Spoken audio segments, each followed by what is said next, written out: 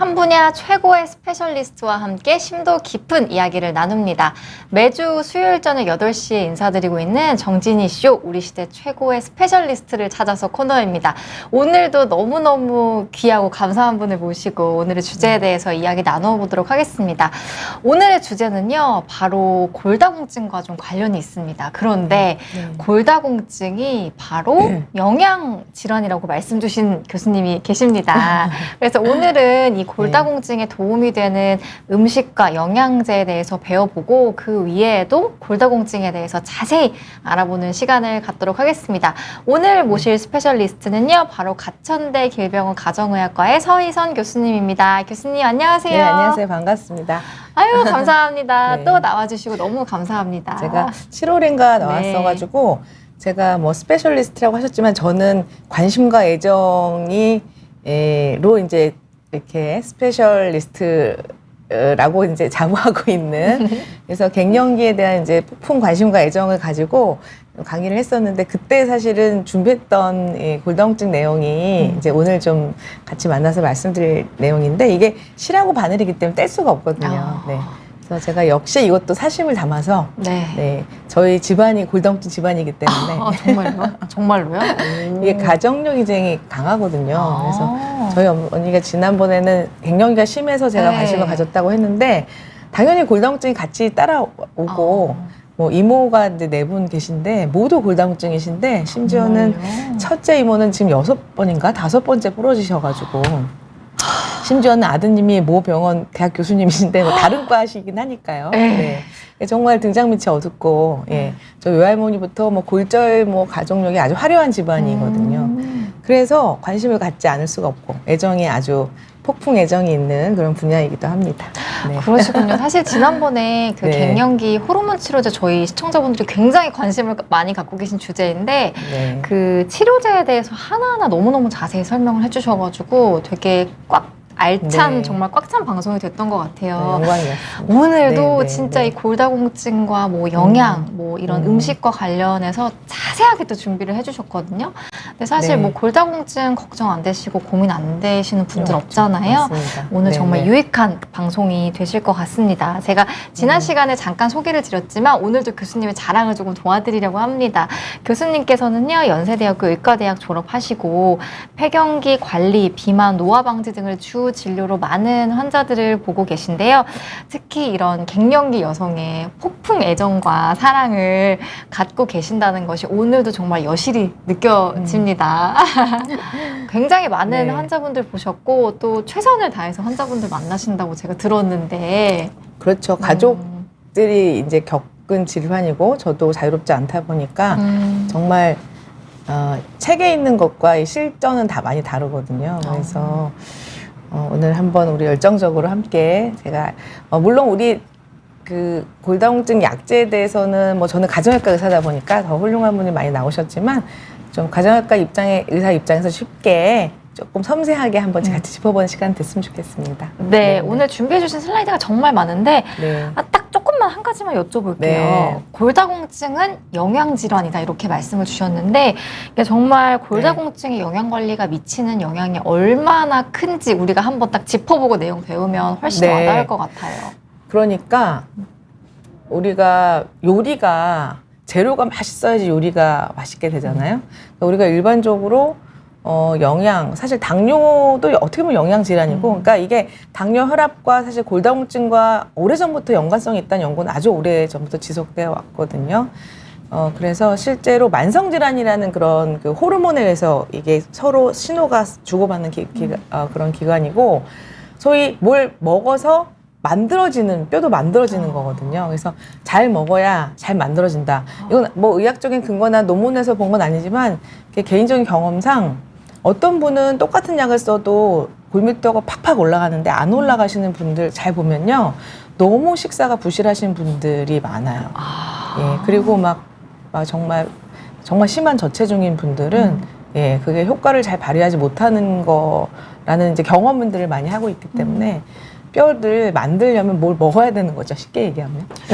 그렇군요. 물론 이 골다공증 치료를 제대로 받는 것도 중요하지만 우리가 할 수 있는 노력들도 굉장히 영향을 많이 맞습니다. 미친다라는 말씀을 주셨습니다. 네. 시작부터 정말 많은 분들이 지금 시청해주고 계신데요. 오늘 준비해주신 슬라이드가 많아서 한번 보면서 차근차근 배워보도록 하겠습니다. 교수님, 네, 그럼 네. 슬라이드 한번 같이 보겠습니다. 네.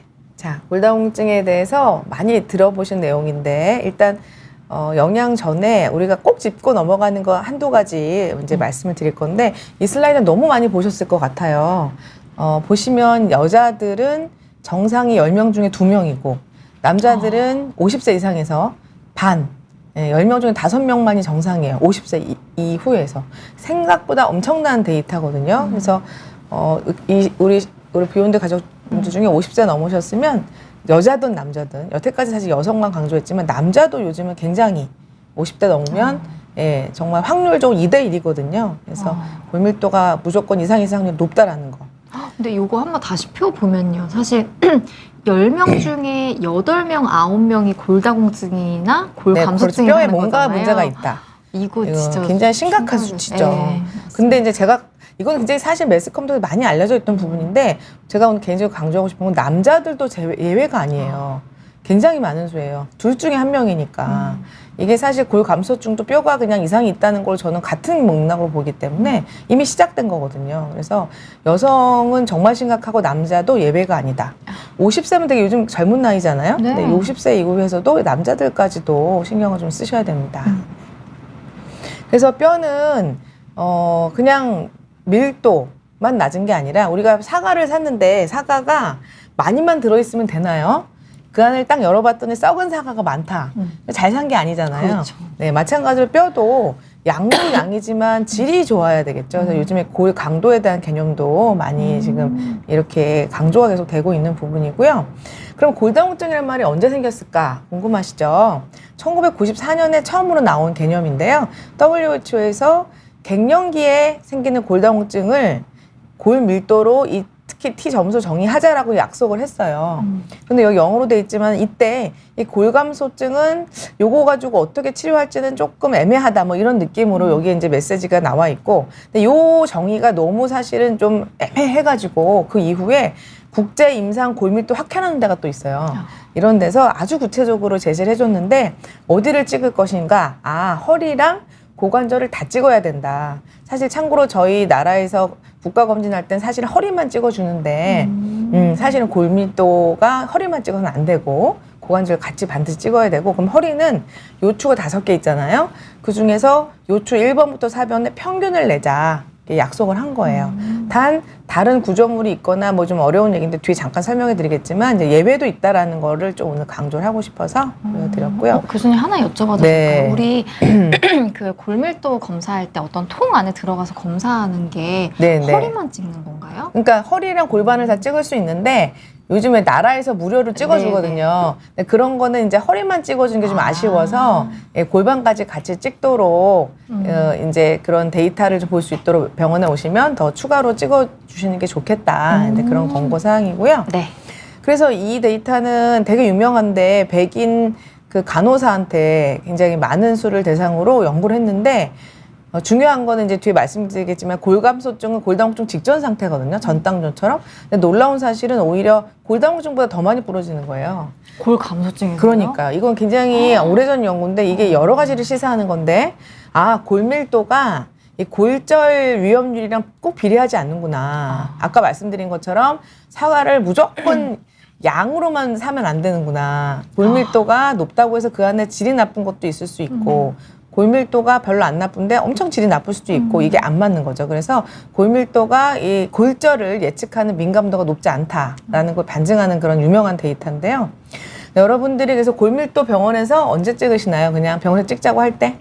아니면 그냥 왠지 한번 해보고 싶을 때? 검진할 때? 검진할 때. 네. 그래서 의학적인 기준이 딱 정해져 있죠. 그래서 여기 보시면 65세나 70세 이상이면 무조건 여성, 남성 찍는데 이제 그 정도 나이가 안 됐어도 폐경이 됐으면 찍는데 그 중에서도 위험 요소가 있어요. 너무 말랐거나 집안에 골다공증, 골절 내력이 있거나 좀 일찍 폐경이 된 사람의 경우라든지 그다음에 이제 비외상성 골절은 많이 이제 알고 계시지만 정말 뭐 기침을 해도 뭐 이렇게 모서리 부딪혀도 뭐 이런 골절을 얘기하는 거예요. 조금 그런 골절이 있을 때. 그다음에 이제 중요한 게 스테로이드가 가장 유명한데 그냥 여러분들 일주일 이내에 피부과에서 맞는 스테로이드를 먹어서 내가 골다공증 생길까? 그건 아니에요. 그래서 3개월 이상 아주 장기 뭐 류마티스 관절염이 가장 유명한 질환이겠는데 3개월 이상은 스테로이드를 써야 된다. 이럴 때 골밀도는 꼭 찍는 걸로 이렇게 되어 있습니다. 그래서 의학적으로 꼭 찍어야 되는 경우니까 혹시 병원에서 찍으라고 하면 마다하지 마시고 뭐 이거는 뭐 뒤에 설명드렸지만 아무 증상이 없기 때문에 느낌으로 뭐 증상이 있어서 찍는 게 아니거든요. 그래서 이러한 경우에 꼭 찍어야 된다. 요거를 꼭 좀 기억하셨으면 좋겠네요. 네. 그래서 이제 이거예요. 이 기계. 그래서 검진하면요. 네, 이렇게 맞아요. 차가운 상판 같은 데 누워가지고 네. 찍 지나가는 한 5분 정도 걸리더라고요. 네. 저도 이제 생각보다 오래 걸려서 좀 놀랬는데 예. 요즘은 없어졌는데 옛날에는 손목이랑 발목만 체크하는 골밀도기가 간이 골밀도기가 있었어요. 근데 요즘은 거의 안 쓰는데 혹시라도 뭐 아주 참고로 간단하게 골밀도 검사 해준다 라고 하는 검사는 믿으시면 안 됩니다. 이제는 거의 쓰지 않거든요. 그거는 이제 이런 허리랑 골반이 아니라 이런 팔목 같은 걸 재는 건데 요즘은 그 비례하지 않아서 쓰고 있지 않죠. 정확도가 많이 떨어져. 많이 떨어져서 이렇게 꼭 누워서 하는 골밀도 하면 무조건 누워서 하는 골밀도고 지금 뭐 거의 쓰이진 않고 있습니다. 다른 검사는. T 점수가 여러분들 이제 요즘 점수 많이 다 알고 계시더라고요. 네, 그래서 T 점수 여기 뭐 질문도 T 점수 다 알고 계시더라고요. 네, 아주 뭐 깊이 있게 질문 수준이 주십니다. 너무 우리 비욘디 네. 우리 가족분들은 수준이 너무 높으셔서 T 점수로 많이 보셨겠지만 1.0이다 그러면은 젊은 사람, 그러니까 우리 인생을 걸쳐서 제일 높았을 때거든요. 그때보다 10%가 감소된 거고 2.5가 나왔다. 그러면 25%가 감소한 거예요. 그래서 2.5부터 이제 골다공증으로 이제 보고 10%에서 25% 사이를 이제 골 감소증이라 본다. 이렇게 정의가 돼 있죠.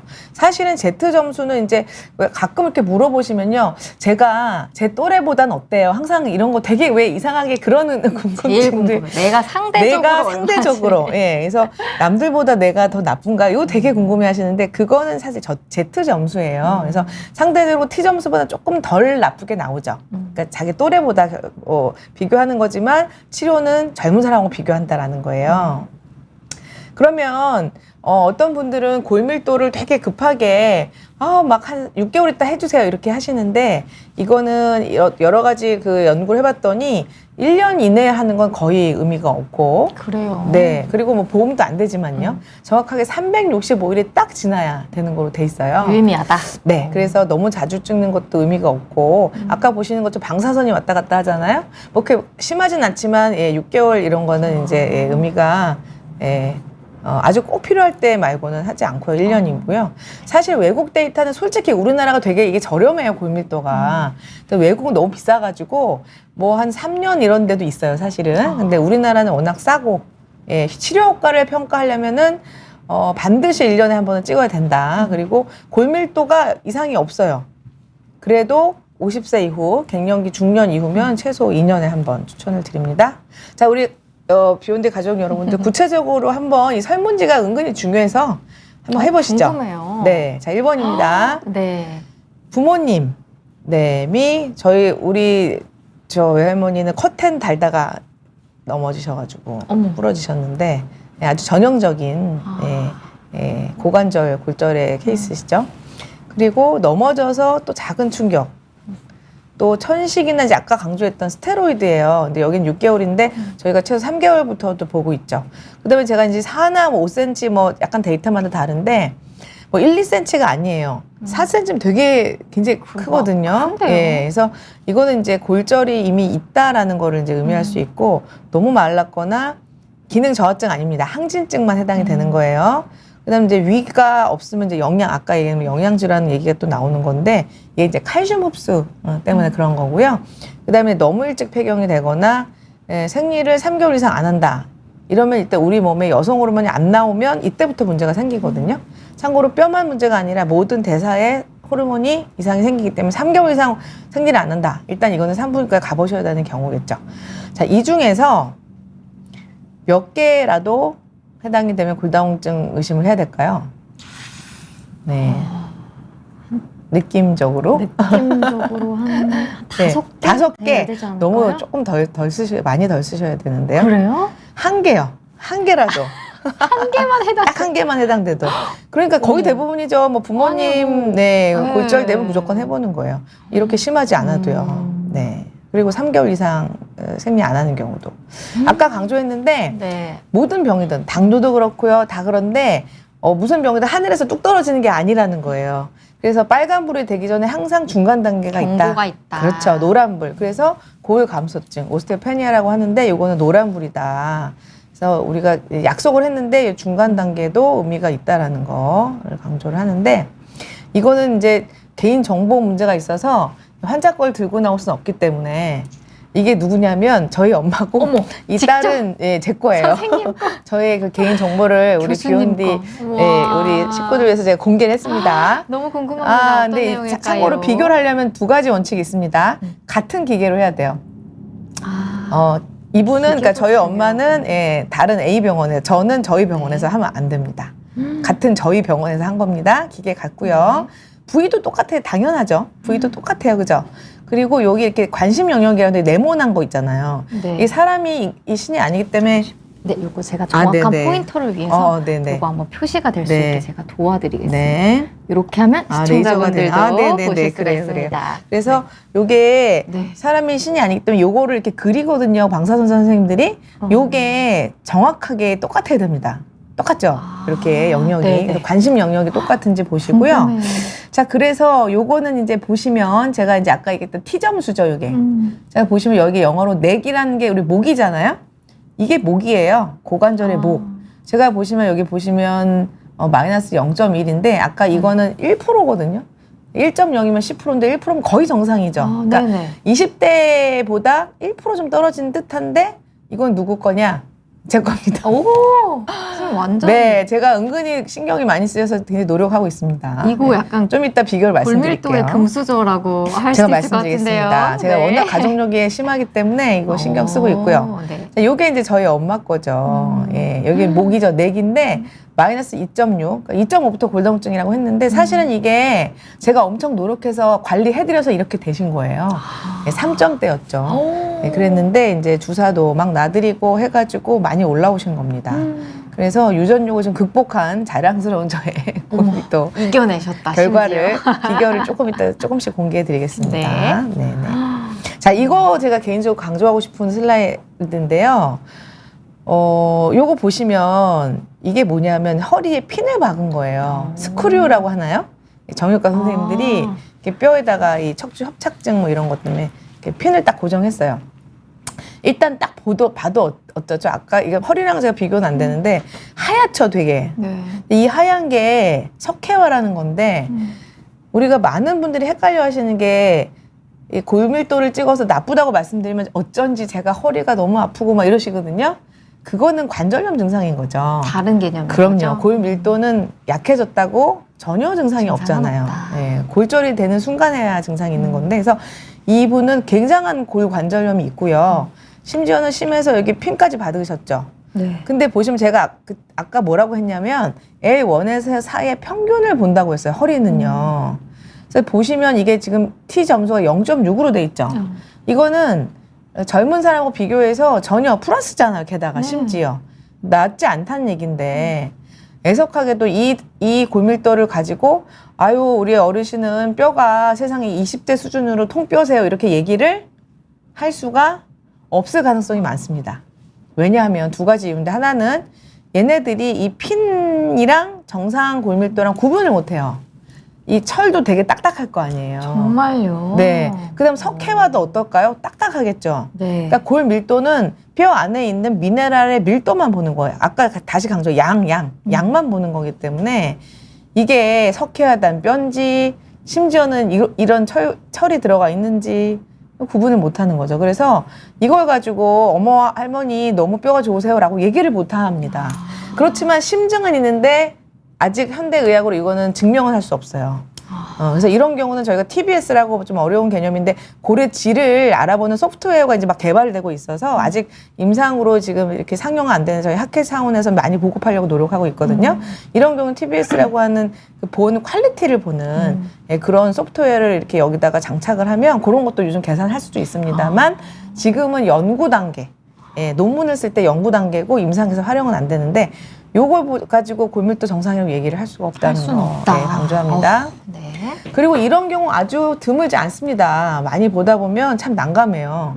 골밀도가 올라가려고 밀도를 올리려고 약을 먹었지 않습니까? 근데 웬걸 떨어져요. 정말 당황스러워요. 네, 정말 의사로서 정말 당황스럽죠. 근데 첫 번째는 같은 기계인가 아까 말씀드렸지만 골밀도 기계마다 굉장히 편차가 아주 커요. 생각보다. 같은 기계. 왜 우리가 보건소에서 요즘도 무료로 해주거든요. 그래서 이제 무료로 받으려고 보건소 돌아다니면서 A 보건소에서 받고 B에서 받고 이렇게 막 가져오시는데 그렇게 하면 비교가 안 되고요. 심지어는 그래서 골밀도가 잘못 나오는 경우도 있죠. 진짜 감소했다면 약을 잘 안 먹었거나 이거는 의학적 근거가 있는 건 아닌데 제가 이렇게 쭉 보니까 정말 똑같이 약을 먹어도 영양질환이라고 얘기했잖아요. 네. 그러니까 특히 약은 뭐 주사도 요즘 많이 맞으시는데 또 많은 오해가 주사가 되게 비싸기도 하고 요즘 막 이렇게 이미지가 좋아서 아 내가 이거만 하면 돼 해서 지금까지 먹던 칼슘도 안 먹고 비타민 D도 안 먹고 아, 되려 오히려 다 끊어버리시는 그렇죠. 거예요. 그러니까 좋은 약을 내가 주사를 맞는다 이거죠. 그게 안 되는 거죠. 이런 약들의 기본 베이스가 있어요. 영양. 예. 이거를 효과를 제대로 보려면 칼슘이나 비타민 D가 기본으로 잘 깔려 있어야 되고 그 외에도 뒤에 말씀드리겠지만 다양한 연구된 영양소들이 커버를 해줘야 되는 거예요. 그래야 약발을 잘 받는 거죠. 그래서 굉장히 중요해요. 약 제대로 여기다 적지 않았지만 잘 먹었는가 이거 굉장히 중요합니다.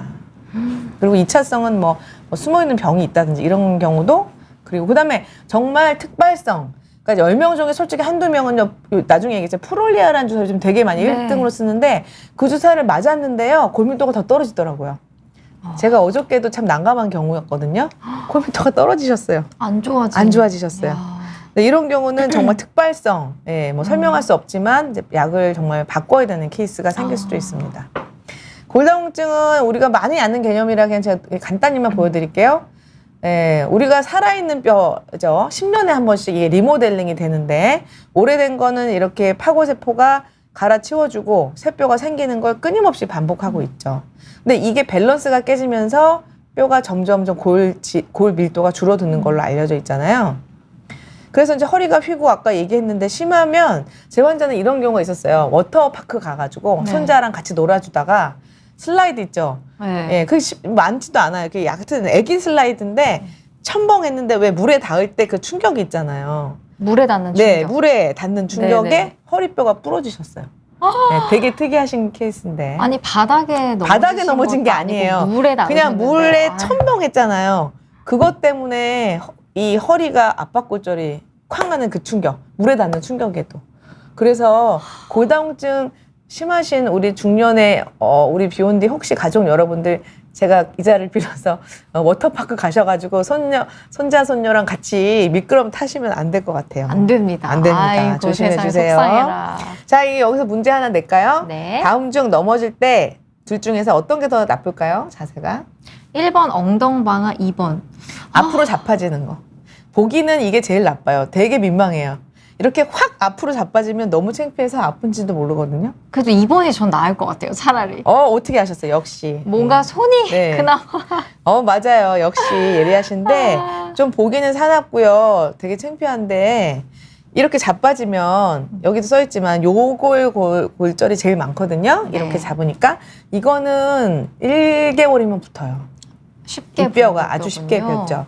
자, 그런데 쾅 엉덩방아를 쪘어요. 그러면 어디에?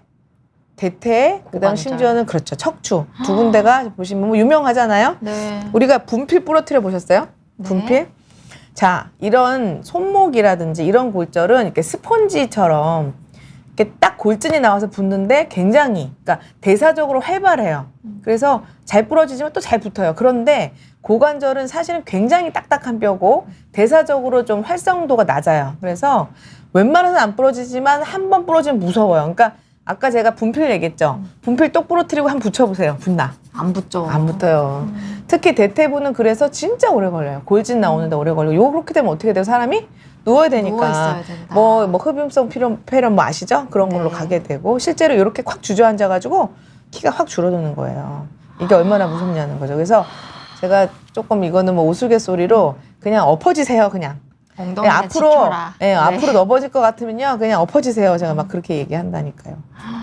그리고 뭐 나이가 드는데 주름도 당연한 건데 골다공증이 있어요라고 말씀드리면 그냥 그러려니 나이 들어서 그렇겠죠?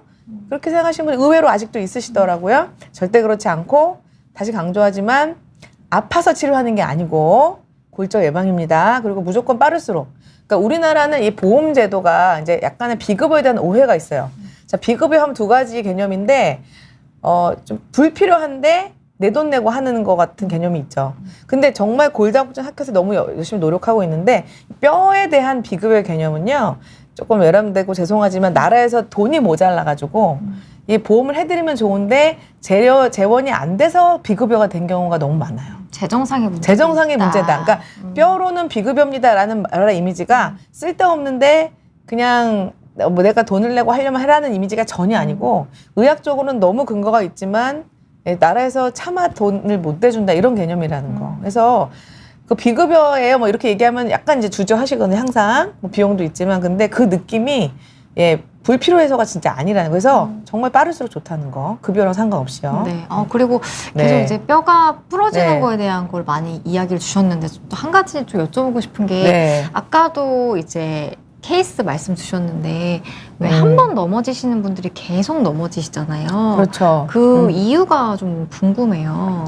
그러니까 이게 빙산의 일각인 건데 그 근본 원인이 우리가 텐트를 어디다 세우는 게 좋아요? 모래에 이렇게 이 폴대를 박으면 세워도 또 넘어지잖아요. 단단한 땅에 딱 세워야 되잖아요.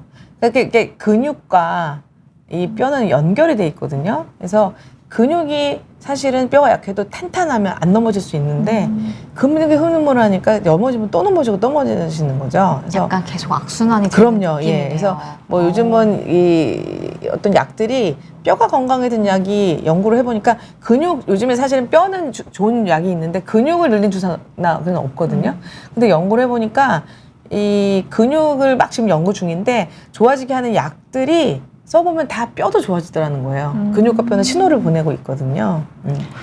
그리고 이제 이거는 여러분들이 지금 시간 제가 하고 싶은 얘기를 아직 시작도 못 했는데 시간이 없어가지고 이제 2시간이 있긴 하지만 네. 여러분들 이거는 우리 너무나 좋은 이 스페셜리스트 분이 이미 많이 얘기하신 것 같아서 제가 근데 너무 중요해서 얘기 안 할 수가 없어서 간단하게 빼뜨릴 수 없는 건데 자, 일단은 골다공증 치료는 이렇게 있습니다. 그런데 여성 호르몬은 언제 쓰냐면 결론은 갱년기 증상 막 덥고 짜증나고 우울하고 피곤하고 이런 여성 증상이 전혀 없는데 뼈만을 치료하려고 쓰지는 않습니다. 이유는 뭐 유방암이라든지 뭐 이런 그런 혈전의 위험 때문에 그래서 여성 호르몬은 사실은 개인적으로 50대 초반에 그 막 폐경되셨는데 약간 골다공증이 있으면서 더우신 분한테는 첫 번째 고려 항목이에요. 왜냐하면 뭐 전에도 말씀드렸지만 여성 호르몬 소위 때가 있거든요. 그리고 제가 개인적으로 경험하는 경우는 이건 정말 찐인데 여성 호르몬을 오래 드신 분들은 정말 뼈가 한 번도 예외가 없었던 것 같아요. 정말 70세가 넘었는데도 플러스 0.5? 저 아까 0.1이었는데 저보다 좋으신 분이 허다합니다. 지금도. 예, 그래서 뭐 그것 때문은 아니지만 이제 결과적으로 호르몬의 가장 강력한 어떤 선물, 이득이 뼈다. 이건 명확합니다.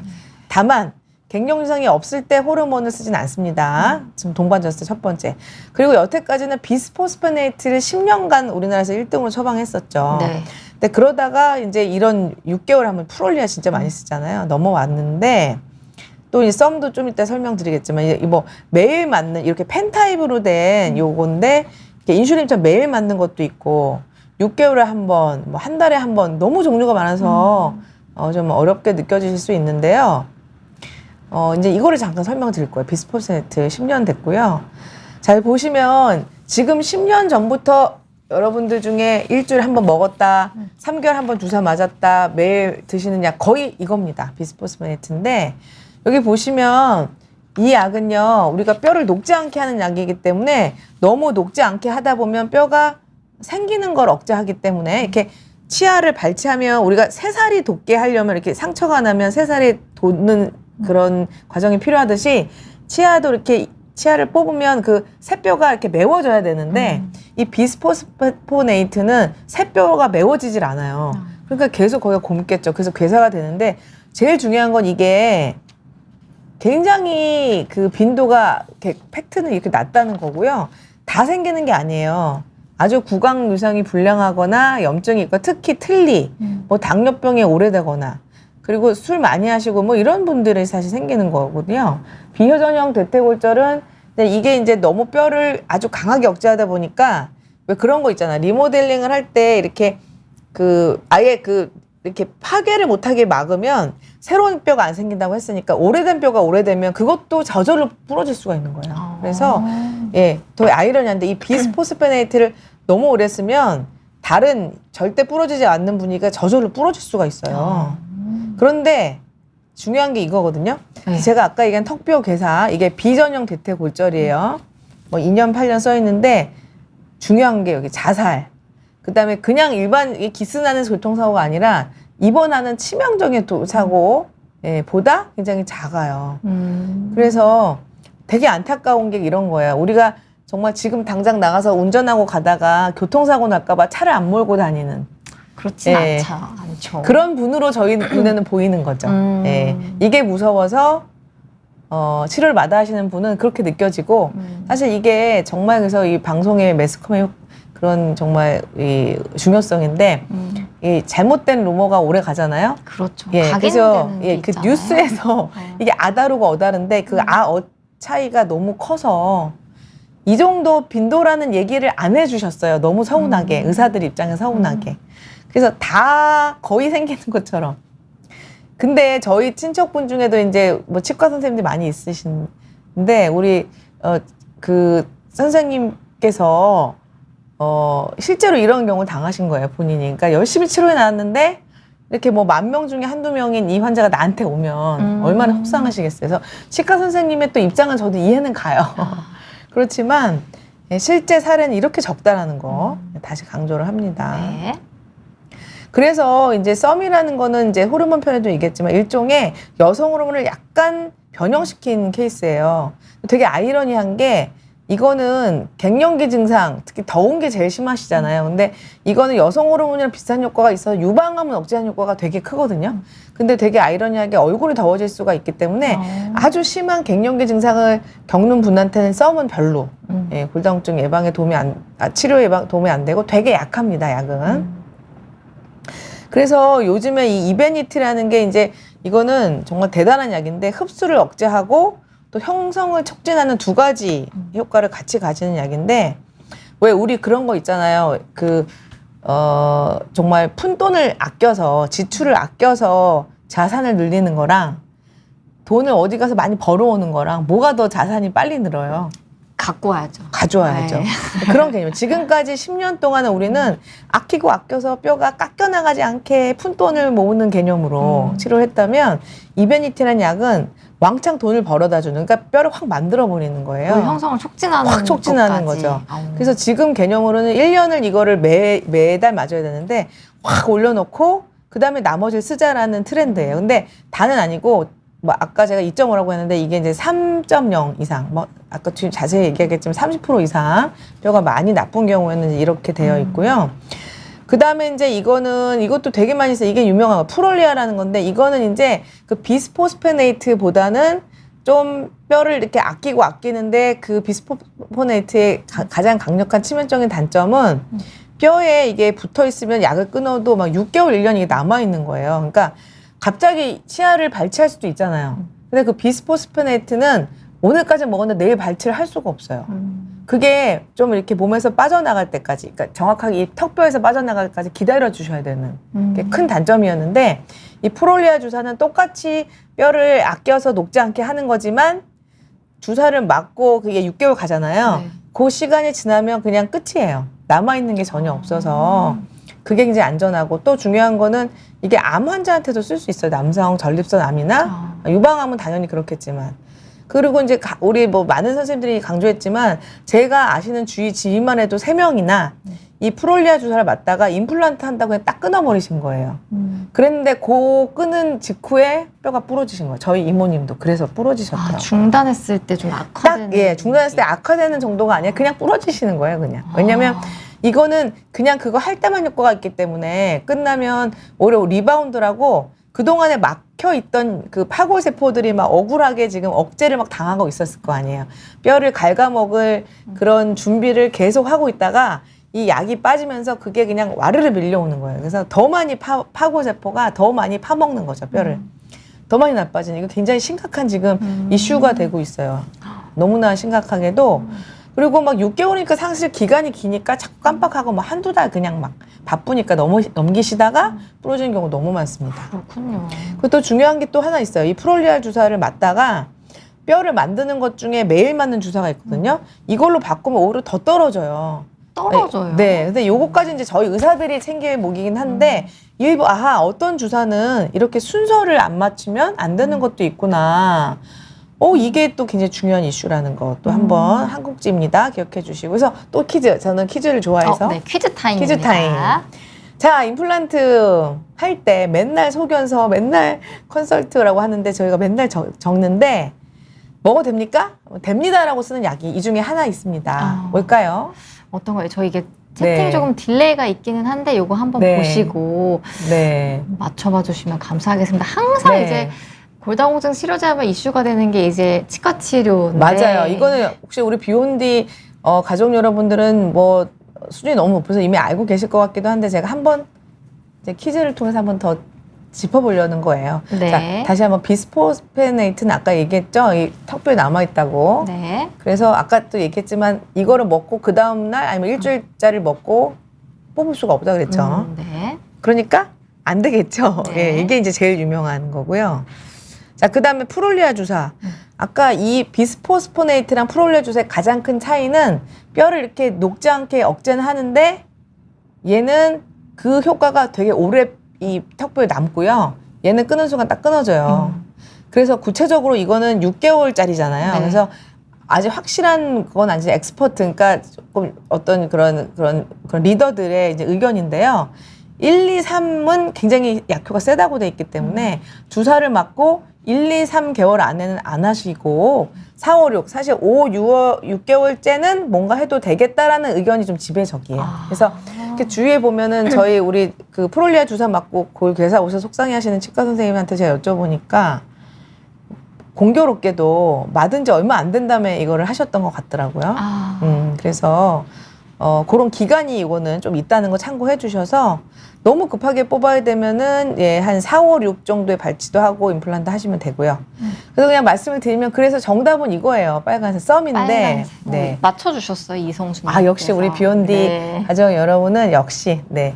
그래서 이게 이제 선택적으로 여성 호르몬 수용체를 조절해 주기 때문에 예, 이게 한마디로 그냥 여성 호르몬하고 강도가 같아요. 그리고 이게 개념이 아주 생리적으로, 예, 생리적으로 파고세포를 여성 호르몬만큼 억제하기 때문에 전혀 상관이 없어요. 원래를 생각하면 그러네요. 네. 그래서 저는 개인적으로 이걸 너무 사랑하는 제가 약제인데 얼굴만 안 더우시는 이제 50대 중반에 뼈가 약간 약하신 분들은 특히 이 약은 허리에 잘 들어요. 골반은 안 들어요. 이 약의 특징이. 허리에 좀 더 잘. 네, 더 민감하게 듣는 특징이 있고 골반은 이제 70대 이후에 노인 어르신들이 이제 조금 약해지고 그 허리는 한 5, 60대부터 이렇게 생리적으로 그런 패턴이 있는데 이게 또 허리 잘 돼서 허리만 유난히 약간 나쁘면서 갱년기 증상이 없으면 저는 처음에 이거 임플란트 막 걱정하시면 이거 씁니다. 그리고 그 주사 맞다가 임플란트 하시면 이걸로 바꾸는 거 추천드려요. 변경하는. 그렇죠. 아까 왜 얘기했잖아요. 아무것도 안 하면 안 된다. 그럼 어떻게 하느냐라고 하실 수 있잖아요. 프롤리아 주사 맞다가 임플란트 할 때 유일하게 지금 현대 의학으로서는 괜찮은 건 이거밖에 없어요. 썸으로 반드시 갈아타셔야 됩니다. 그래서 이런 실제 경우가 있어요. 제가 이제 이 비비안트라는 게 아까 그 썸이거든요. 제가 제일 좋아하는 어떻게 보면 많이 쓰는 약인데 만만해서 이걸 이제 쓰고 있었죠. 근데 모친에 골반 골절이 있는 사람이고 여기 이제 잘 안 보실 텐데 보시면 이게 이제 골절 위험도 계산이라는 인터넷 사이트에 들어가면 이런 표가 있어요. 네. 근데 여러분들 이거 들어가서 하긴 좀 어려우실 거고 그냥 병원에서 이걸 어떻게 하냐면 이제 아까 얘기했던 그 집안 내력이 있느냐 골절이 그다음에 여기 자세히 이거 크게 보시면 뭐 술 담배 들어 있고요. 류마티스 스테로이드가 들어 있거든요. 네, 요거라도 하나만 있으면 위험도 올라가고 근데 중요한 포인트가 초고도 위험군이 뭐냐 이게 제일 사실은 중요한 거예요. 그래서 최근에 내가 한 달 이내에 아무데라도 어디가 부러졌다. 1년 이내에? 1년 이내에. 네. 그 다음에 이거는 좀 심각한데 치료를 하는 중에 골절이 생겼다. 네, 너무 심하죠. 그 다음에 사실 이게 보험 기준인데 동시에 2군데 이상 부러졌다. 교통사고 나지 않는데 이런 분 있어요. 그 다음에 이제 아까 얘기한 3에서 또는 6개월간의 스테로이드를 치료받고 있다. 그 다음에 중요한 게 3.0. 아까 얘기했잖아. 3.0. 그 다음에 이제 이 위험도를 계산하는 게 바로 이건 거죠. 엄마가 모친이 주로 무게로 골반 골절이 있다. 이러면 엄청난 위험군이라는 거죠. 그래서 이런 경우는 보험 상관없이 아까 얘기했던 이베니티라고 한 달에 한 번 맞는 주사 이게 1년이면 300만 원 들거든요. 네. 기급여로. 그렇지만 내가 돈은 안 따지고 정말 요즘 트렌드를 따라서 아주 핫하게 치료를 잘 하겠다라고 하시는데 이런 리스크가 높은 분이면 의사들은 굉장히 아까 얘기한 돈 벌어오는 거 있잖아요. 뼈를 확 만드는 약을 사실은 추천하는 걸로 돼 있어요. 학회 가이드라인은. 근데 현실적으로 너무 비싸고. 급여가 안 되다 보니까. 급여가 안 되고. 급여가 되는 경우는 문제가. 여기에 나오는 것 중에 2가지가 동시에 이제 뼈가 부러져야 되는 거죠. 그래서 요거 한 가지 또 소개해드리고 싶은 게 이게 좀 달라진 건데, 자, 보험에 또 우리가 또 관심이 좀 있으니까요. 문제가 우리나라가 항상 뭐였냐면, 골절 위험도를 전혀 고려하지 않고 무조건 1년이었어요, 뭐든지. 네. 이게 문제였고. 그 다음에 또 참고 한 가지 팁은 골밀도랑 상관없이 어디가 부러졌잖아요. 부러져서 치료를 했는데 3년까지는 골밀도가 좋아도 보험이 다 되거든요. 그래서 그건 뭐 사실 저희 의사들이 저희가 챙길 영역이지만 이것도 알고 계시면 도움이 될 것 같아요. 부러진 거 자체가 골밀도랑 상관없어요. 그냥 골다공증이에요. 그래서 뭐 그냥 집안에서 엎어졌는데 뼈 부러졌다. 골절됐다. 골절됐다. 이러면 3년까지 급여돼요. 골밀도랑 상관없습니다. 그런데 최근에 이게 아까도 얘기했지만 프롤리아 주사를 맞다가 끊고, 근데 사실은 끊는 제일 큰 원인이 뭐였냐면 마이너스 2.5까지만 보험이 되거든요. 그러니까 2.4가 되면서 보험을 못 받는 거예요. 그러면 비용이 한 6, 7만 원 이상 차이가 많이 나니까 그것 때문에 비용이 부담돼서 어쩔 수 없이 울모 계절막기로 끊었다가 부러지는 분이 너무 많았다고 우리 학회에서 열심히 활동을 해주셔서 그거를 이제 어필을 받아서 올해 5월부터 이제 이게 2.0인데 이게 그러니까 처음부터 2.0, 그러니까 골감소증 중에 2.0 이하를 얘기하는 건데 그냥 골밀도 찍었을 때 2.0이 아니라 아까 얘기한 케이스 있죠. 쭉 치료를 해오다가 너무 좋아져서 2.5가 아니라 2.4, 2.3, 2.2, 2.0이 됐어요. 이럴 땐 보험이 안 됐었는데 이제 돼요. 네, 기쁜 소식입니다. 더 이렇게 확대가 됐네요. 그렇죠. 확대가 돼서 그런 걸 이제 예방하기 위함이었죠. 그래서 그 정말 한 끗 차로 보험이 안 돼서 상당히 큰 금액이거든요. 그래서 못 하시는 분들 때문에 그 프롤리아 주사 때문에 너무나 꼭 부러지는 분이 많고 해서 보험 됩니다. 네, 얼른 병원에 달려가셔서 확대됐으니까요. 치료 받으시고요. 최근에 나온 연구에 의하면 의사들 입장에서 그러니까 너무 형성이 되는 약이 나와버리니까 막 마이너스 3.5가 1년 뒤에 막 1.2 막 이렇게도 될 수 있고 효과가 20% 이상 막 올라가고 그렇군요. 최대 17% 1년에 이렇게 올라가니까 그러면은 그렇다고 뭐 0을 만들 거냐 플러스 0까지 갈 거냐라는 거죠. 고민이 생긴 거죠. 어디까지 올릴 거냐를 봤는데 여기 그래프 보이시나요? 이게 그래프가 있는데 골반 점수 저희가 보거든요. 골반 팀 점수가 1년 내 골절 발생률이 이렇게 보시면 2를 기준으로 해서 1.5, 1.0을 했는데 이거 별 차이가 없어요. 비척수 골절과 척수 골절 둘 다 그래요. 그러니까 2.0, 그러니까 2.5에서 그래서 2.0까지 보험이 되는 것도 있긴 하고요. 그래서 2.0에 넘어서 골밀도 내가 내년 다음에 찍었는데 막 마이너스 1.4까지 좋아졌어요.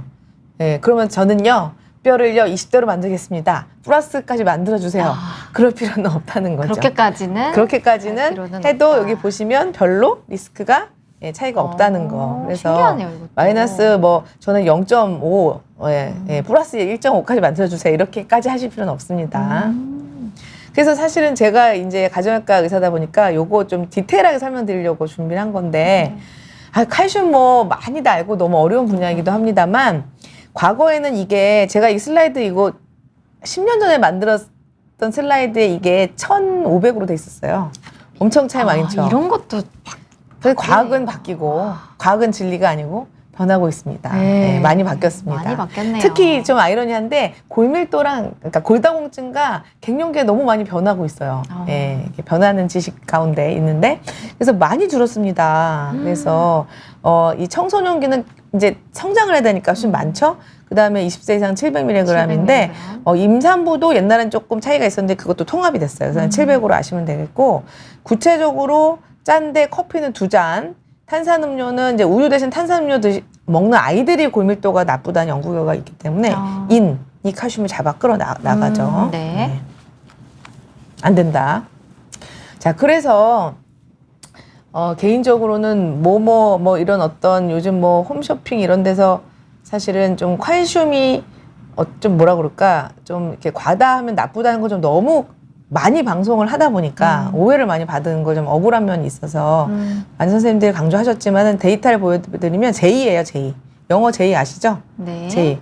그러니까 어느 정도 수준까지는 나쁘지 않은데 많이 먹으면 나빠지는 거예요. 근데 그게 1200 정도로 지금은 대충 나와 있는데 여기서 중요한 건 이거는 완전 백인을 대상으로 했어요.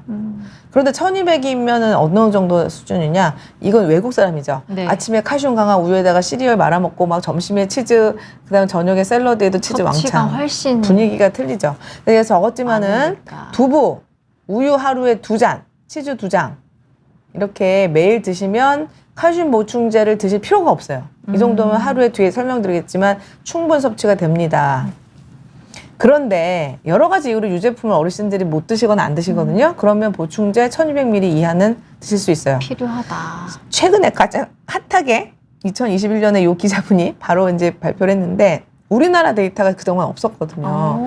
근데 건강보험보험 코호트에 엄청 많은 선생님들이 다행히 해주셨어요. 근데 되게 흥미로운 건 심혈관에 해롭지가 않아요. 2개 다 한 거는. 근데 이게 해석에 조금 어려움이 있는데 비타민 D만 안 먹고 칼슘만 드시는 사실 근데 현실적으로 요즘 나오는 제제 중에 칼슘만 있는 게 사실 거의 없긴 한데 같이 있는 경우가 다 복합이 돼 많죠. 있는데 네. 이제 이때는 이제 옛날에 이제 했던 건 2004년부터 사실 했기 때문에 당시에는 그때 비타민 D가 많이 강조되지 않을 때라서 이제 고함량 칼슘제도 있던 사실 시절이었거든요. 그래서 아주 고함량 칼슘제만 먹는 경우는 안 된다는 거가 최근에 나온 데이터이므로 어쨌든 팩트는 우리나라 데이터도 최근 나왔는데 그렇게 나쁘지 않다 뭐 이런 이미지. 여기에는 오히려 단독으로 먹으면 나쁘다고는 돼 있지만 이거보다는 이거는 이제 기자가 이렇게 강조를 한 건데 저희 전문가들이 보는 견해는 이제 같이 먹으면 괜찮다는 거 조금 더 무게를 실어서 해석해야 되지 않을까 싶고요. 그럼 이제 많이 먹는 거에 대한 얘기만 자꾸 했는데 말이죠. 최소 용량도 당연히 있죠. 그래서 아까 올 때 보여드렸지만 이제 700 제가 얘기는 했지만은 그거는 이제 일반적인 영양 섭취 권장량인데 실제로 골절을 예방하려면 100 정도 더 써주셔야 됩니다. 그래서 여기 보시면 800mg인데 이게 느낌이 안 오시죠? 근데 보시면 우리나라 평균 칼슘 섭취량이 550이고요. 10명 중에 7명은 여기 보시면 486.5 딱 되어 있는데 3분의 2도 안 되는 거예요. 그러니까 그러네요. 정말 대부분이 진짜 많이 안 드시고 있어요. 많이 모자라. 많이 진짜 모자라요. 자, 여기 뭐 700 아까 얘기했던 그런 권장량이 나오고 있는데 자, 그럼 이제 조금 깊이 이제 들어가 볼까요? 자, 그러면 왜 우리나라 사람들이 이렇게 칼슘이 부족합니까? 자, 일단 또 한번 질문해 볼까요? 지금 우리가 생각할 수 있는 지구는 너무 큰가? 자, 상에 칼슘이 가장 많이 들어있는 식품이 뭘까요? 멸치? 네, 멸치. 먹지는 못하는 거 정답은 굴 껍데기. 굴 껍데기. 네. 못 먹잖아요. 조개 껍데기. 네. 그래서 실제 굴 껍데기 이렇게 갈아서 영양제도 만들거든요. 네. 그러니까 결론은 이제 함량으로는 딱딱할수록 많은 거예요. 그래서 보시는 대로 멸치, 건새우 느낌 오시죠? 말린 멸치 이런 게 칼슘 함량이 올라가고 건해삼 말렸잖아요. 그러네요. 굉장히 높은 건데 뭐 건해삼도 그렇고 여기 보시면 짜기도 하고 또 어르신들은 딱딱한 거 잘 싫어하세요. 많이 먹기는 좀 많이 어렵죠. 먹기 힘들어요. 한 트럭 먹을 수 없고. 그 다음에 이제 뒤에 나오겠죠. 우유도 이게 나이 드신 분들이 소화를 못 시키시고 해서 의외로 칼슘 많은 음식들을 나이가 드시면 못 먹고 안 먹게 되는 가장 큰 이유가 있죠. 그리고 되게 재미있는데 이게 우리 어르신들 뭐 어저께도 뭐 인터넷에 계란 한 개 먹으면 뇌졸중 예방된다 뭐 이렇게 또 떴던데 한 개에 칼슘이 얼마나 들어있냐면 닭다리 얼마나 없어요 거의. 네. 그러니까 우리 어르신들은 단백질 노래를 부르잖아요. 근데 포인트는 단백질 음식에 칼슘이 없어요. 네, 그래서 잘 살펴보면 요거트나 치즈 같은 유제품에 있는 그 카제인이라는 독특한 흡수를 올리는 거로 인한 유제품을 섭취를 안 하면 다른 유제품을 뺀 다른 단백질은 없다 거의. 예. 자, 두 번째 포인트 의외로 두부에 많다. 예, 두부가 굉장히 많다 생각보다. 그다음에 과일도 전멸입니다. 참고로. 진짜 전멸이에요. 예, 완전 생각보다. 전멸이에요. 곡류도 보세요. 네, 그러니까 우리 주부님들 아침에 과일 사과에다가 이렇게 또 뭐가 있을까요? 통곡물 빵 먹고 그다음에 점심에 그냥 뭐 칼국수 먹고 예, 뭐 우유는 소화 안 돼서 안 먹고 저녁에 된장찌개 먹었다. 칼슘 섭취 그 100도 안 하셨을걸요. 네. 그러네요. 그 다음에 자 여기서 제가 이제 빨간색은 100 이상만 제가 표시한 거잖아요, 그죠? 근데 여기서 조금 의외는 뭐냐? 물미역. 네네. 아이고 이게 뭉쳤다. 네. 물미역. 그다음 무청. 뭐 시래기라고 하나요?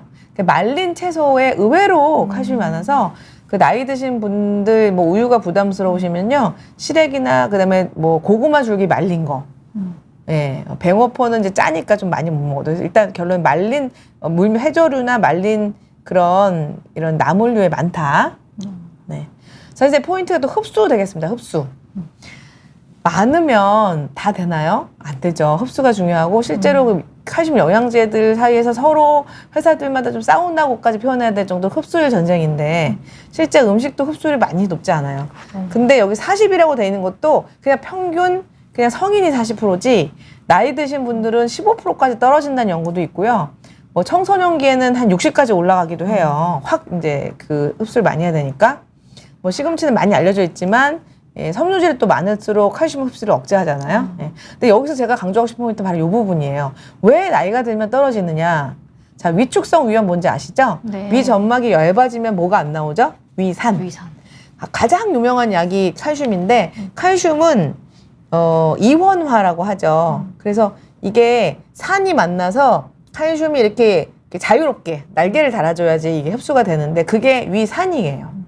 그래서 위산이 많아야 칼슘이 엄청 흡수율이 높아지는데 위축성 위험이 있어서 위산이 안 나와 버리면 흡수가 안 되는 거죠. 두 번째, 칼슘 차단제가 유명한 거예요. 혈압약 중에 사실 뭐 1등이죠, 처방. 혈압 수축하지 않게 하는 그 칼슘 차단제가 사실은 혈관에만 선택적으로 작용하는 건 솔직히 아니거든요. 그래서 이게 조금이지만 칼슘 흡수를 사실은 억제하기 때문에 2시간 중요합니다. 2시간의 간격 두시고 이거 많이 모르셨죠? 그 다음 마지막인데 유산분비 억제제. 뭐 여러 가지 이유로 뭐 남용이 되는 경우가 많아요. 물론 필요한 경우에 식도염이 있을 때 반드시 한두 달은 꼭 드셔야 되지만 그 외에 그냥 아무 생각 없이 뭐 약국에서 사서 드실 수 있잖아요. 그래서 우리가 속 쓰릴 때 소화가 안 될 때 먹는 약은 소화제가 있고 위산분비 억제제가 있고 그다음에 위 보호하는 코팅 제제 있고 다 달라요 효과가. 근데 위산분비 억제제를 소위 잘못돼서 남용을 하면 진짜 위산이 너무 불필요하게 안 나오면 어떻게 될까요? 아까 위축성 위험하고 똑같이 칼슘 흡수가 안 되니까. 실제로 대규모 역학 연구에서 위산분비 억제제를 많이 섭취한 군에서 골다공증이 생긴다는 연구도 아주 이미 오래전부터 많이 있었습니다. 아, 그렇구나. 그래서 내가 먹는 특히 어르신들은 처방전을 쫙 정리해 보세요. 뭐 주로 뭐 무슨 프라졸 뭐 이런 거. 요즘 뭐 약 다 이거 설명 나오니까 H2 블러커, 뭐 K2 블러커, 위산 분비 억제제 써 있는 거 내가 얼마나 먹고 있었는지 먹었는지 꼭 좀 봐주세요. 자, 그다음에 이거 오늘도 제가 칼슘제 드렸다가 변비로 응급실 올보난다고 해서 환자분한테 혼났는데 결론은 사실 주된 이유는 탄산 칼슘이에요. 우리 탄산 할 때 그러니까 칼슘이 그냥 혼자 못 다녀서 뭔가 붙어서 우리 몸에 들어오는데 그게 구연산도 있고 탄산도 있고 뭐 되게 여러 가지 있어요. 그런데 솔직히 탄산칼슘을 저는 개인적으로 쓰는 이유는 되게 저렴하고요. 또 이게 뭐 구연산도 처방을 할 수 있죠. 이게 가장 저렴하거든요. 그런데 문제는 이게 탄산이기 때문에 이제 좀 여러 가지 부작용, 특히 이 위점막에 딱 자극이 돼서 위장 장애가 가장 많고 또 이 수축을 장을 해가지고 수분이 장에서 변에 있는 수분을 빼앗아 가는 거예요. 그래서 변비가 굉장히 많이 생깁니다. 그래서 이 기전을 이해하시면 뭐 물론 다른 칼슘을 바꿔야 되긴 하겠지만 조금 그거를 주의하시려면 물을 많이 드시면 조금 나아요. 그래서 특히 칼슘은 드셔보셨겠지만 이따만하거든요. 굉장히 커요. 알이 크죠. 네. 근데 그게 사실 칼슘 때문이 아니라 염기가 좀 붙어서 그런 건데 물을 거의 2잔 이상 엄청 많이 드셔야 변비가 조금 예방이 되고요. 어쩌면 너무 많은 칼슘, 그러니까 식단도 막 욕심을, 아까 뭐 유제품도 되게 좋아하시는 분이면서 칼슘도 드시고 이런 분들이 변비가 더 많이 생길 수도 있습니다. 결석도 역시 다 생기는 게 아니라는 게 중요해요. 탄산 칼슘, 저렴한, 뭐 이름을 굳이 얘기하면 뭐 디카맥스, 맥시디스 이런 계통이 있어요. 처방받는 게 내가 탄산 칼슘인지 보셔서 결석 환자분들은 너무 많이. 근데 또 포인트가 한 알, 제가 아까 빼먹었는데, 그래서 500이잖아요. 계산해 보시면 평균이 500ml니까 하루에 800ml 먹어야 되니까 300ml만 드시면 되겠죠. 그래서 이런 탄산칼슘 이런 것도 한 알이면 거의 300ml거든요. 그래서 그 약전에는 사실 옛날엔 이걸 하루에 3번까지 드시게 해놨어요. 제가 아까 1500ml 뭐 그랬었잖아요. 의학이 바뀌었잖아요. 그래서 이 탄산칼슘을 제가 처방할 때도 한 알 이상은 안 드리고 있거든요. 그런 이유로. 그 평균 섭취량보다 우리가 한 300이 적기 부족하니까. 때문에 300을 맞춰 썼는데 탄산칼슘이 그러니까 300은 괜찮다는 거죠. 너무 많이 먹으면 결석이 생길 수 있는데 또 중요한 포인트, 음식으로 들어오는 칼슘은 옥살산이라는 것 때문에 이게 결석이 생기는 거기 때문에 옥살산 흡수가 억제가 돼서 오히려 이 식사로 하는 칼슘을 많이 먹는 건 결석 예방이 된다. 예, 영양제가 아니라 식사는 괜찮다는 것도 기억을 해주시고요. 그래서 구체적으로 식단을 예를 드려야죠. 가정의학과인데, 그죠? 그래서 하루 식단에서 요게 다 같이 들어가면 굳이 800ml는 충분하다. 어떻게 하면 충분한가요? 예, 드실 필요가 없습니다. 그런데 중요한 포인트가 있어요. 저지방이 있으면 좋을 것 같아요. 요즘 트렌드가요. 우유에 있는 포화지방도 혈관질환 유발한다, 치매 유발한다 이렇게 돼 있어가지고 포화지방이 많은 일반 우유는 아닙니다. 저지방으로 꼭 드셔야 돼요. 고지혈증이 없으셔도 저지방으로 2잔입니다. 자, 200ml는 굳이 여기 이렇게 느낌 안 보여드렸는데 뭔지 아시죠? 200ml짜리 2잔이요. 그 다음에 요게 80g이에요. 느낌이 오실지 모르겠는데 왜 우리 그 식당 가면 이렇게 1인분 접시 있잖아요. 요거 플라스틱 접시. 네. 요게 요 정도 느낌이에요. 플러스 멸치 한 큰술, 우리 요리할 때 한 큰술 있죠? 네. 에다가 자, 브로콜리, 청경채 또는 말린 고구마 줄기. 그러니까 아까 얘기한 그런 약간 말린 그런 뭐 시래기 나물 뭐 이런 건데 70g 느낌이 어떤 거냐면 제가 그냥 이거는 회사랑 관계없는데 이런 70g을 요즘에 많이 팔아요. 이렇게 고구마 중에 한 봉기 아니면 느낌 보시라고 요게 브로콜리를 이렇게 다진 거거든요. 요 정도가 30g밖에 안 되는 거니까 70이니까 생각보다 되게 많긴 하죠. 이거 한 2배 반이니까. 네. 좀 많이 먹어야 돼요. 챙겨 먹기는 조금 부담스러울 수 있어요. 네. 네. 그 다음에 미역도 보세요. 보시면 미역도 이게 이제 좀 말린 미역인데 30g. 네, 이 정도거든요. 이걸 물에 불려가지고. 네네네. 제가 흥분해가지고 네. 떨어뜨렸어요. 괜찮습니다. 상당히 많이, 네. 굉장히 많이, 많이 먹어야 되겠죠? 네. 그럼 제가 잠깐 네, 댓글 네. 한번 읽고 있을까요, 네네네. 교수님? 네. 네, 저희 윤희님께서요, 미국에 계신 시청자 분이신데, 백인들은 우유, 치즈 많이 먹는다고 실제로 지금 그러니까요. 증언을 해주셨어요. 그러니까 아이고 감사합니다. 우리나라랑은 지금 환경이 다르다는 비교 거를 불가입니다. 비교 네. 불가. 말씀해 그냥 생활화돼 주셨습니다. 있잖아요. 맞습니다. 네네. 그래서 우리나라 상황에 맞게 그리고 그 유제품을 강조하는 이유는 함량은 낮지만 그 카제인이라고 하는 특수한 그런 칼슘 흡수를 도와주는 독특한 단백질이 이제 강점인 거거든요. 그래서 유제품을 요 정도 드시는 거를 저희가 제안을 해드리고 요 정도 느낌을 네, 한번 네네. 봐드리겠습니다. 네. 근데 보시면 될것 같아요. 생각보다 좀 많아서 좀 현실적으로 매일 먹기는 네, 좀 조금 어려울 부담스러울 수 있겠다. 있어서 그래서 제가 아까 얘기했는 이게 많다고 느껴지는 분들은 그래서 평균 한 500이다 이렇게 네. 얘기를 하는 거죠. 그래서 영양제 한 날 정도는 드셔야 되지 않을까. 네. 그리고 제가 이제 강조하고 싶은 슬라이드 이제 나왔는데 뼈는 재료가 충분히 만들어진다. 네, 다시 강조를 합니다. 그래서 우리가 뼈 하면 칼슘, 비타민 D만 지금까지 알고 계시는데 말이죠. 연구 결과에 의하면 단백질, 비타민 K도 있습니다. 마그네슘, 아연, 망간, 구리 등등등 있고 사실 교과서적으로는 이제 이것도 외국의 예죠. 우리 외국에서 하신 것처럼 치즈 뭐 너무 단백질 많이 먹는 경우에 또 골다공증이 생기거든요. 외국에서는. 근데 또 지나친 섬유질소를 먹으면 칼슘 흡수가 안 되는 미네랄 흡수를 억제하니까 당연히 그런데 실제로 우리나라에서 제가 임상적으로 겪는 경우는요. 실제 데이터에 보면 성장 호르몬 수치가 저하되면서 골밀도도 같이 저하된다는 연구도 있거든요. 그게 뭐냐면 반대예요. 너무 단백질을 안 먹어서 단백질 섭취가 부족하다는 사인으로 이런 성장 호르몬을 저희가 이제 지표를 보는 경우가 있는데 그게 오히려 너무 없어서 골다공증이 생기는 경우. 우리가 쉽게 콜라겐 생각하시면 돼요. 콜라겐이 여성 호르몬이 이제 우리가 그 콜라겐을 합성을 증가시키고 뼈의 대부분이 콜라겐이라는 거 많이 알려져 있잖아요. 네. 그게 뭐예요? 결국 단백질이잖아요. 그러니까 그렇게 단백질 사실 요즘 뭐 저분자 콜라겐을 먹어서 그대로 콜라겐이 간다라고 설명을 하지만 솔직히 의사 입장에서는 콜라겐도 그냥 단백질의 종류거든요. 그러니까 어떤 콜라겐을 먹으면 위산에서 분해돼서 아미노산 분해됐다가 또 다시 이렇게 재합성이 되는 거라서 어쨌든 단백질 먹으면 콜라겐 합성률이 올라갈 수가 있는 거겠죠. 그죠? 그 다음에 이제 우리나라 데이터에서 건강조사 자료를 분석을 했는데 한 좀 대규모는 아니었지만 한 몇백 명 수준으로 갱년기 여성들의 골밀도랑 생활습관, 식습관 조사를 했는데 거기서 제일 많이 연관성이 있었던 게 비타민 C였어요. 그다음 베타캐로틴. 생각보다 이런 항산화. 예, 항산화도 굉장히 중요한 거죠. 그래서 이런 과채류, 뭐 비타민 A 같은 경우 뭐 그런 노란색 나는 뭐 호박이라든지 뭐 당근 이런 것도 드시는 게 아주 좋고요.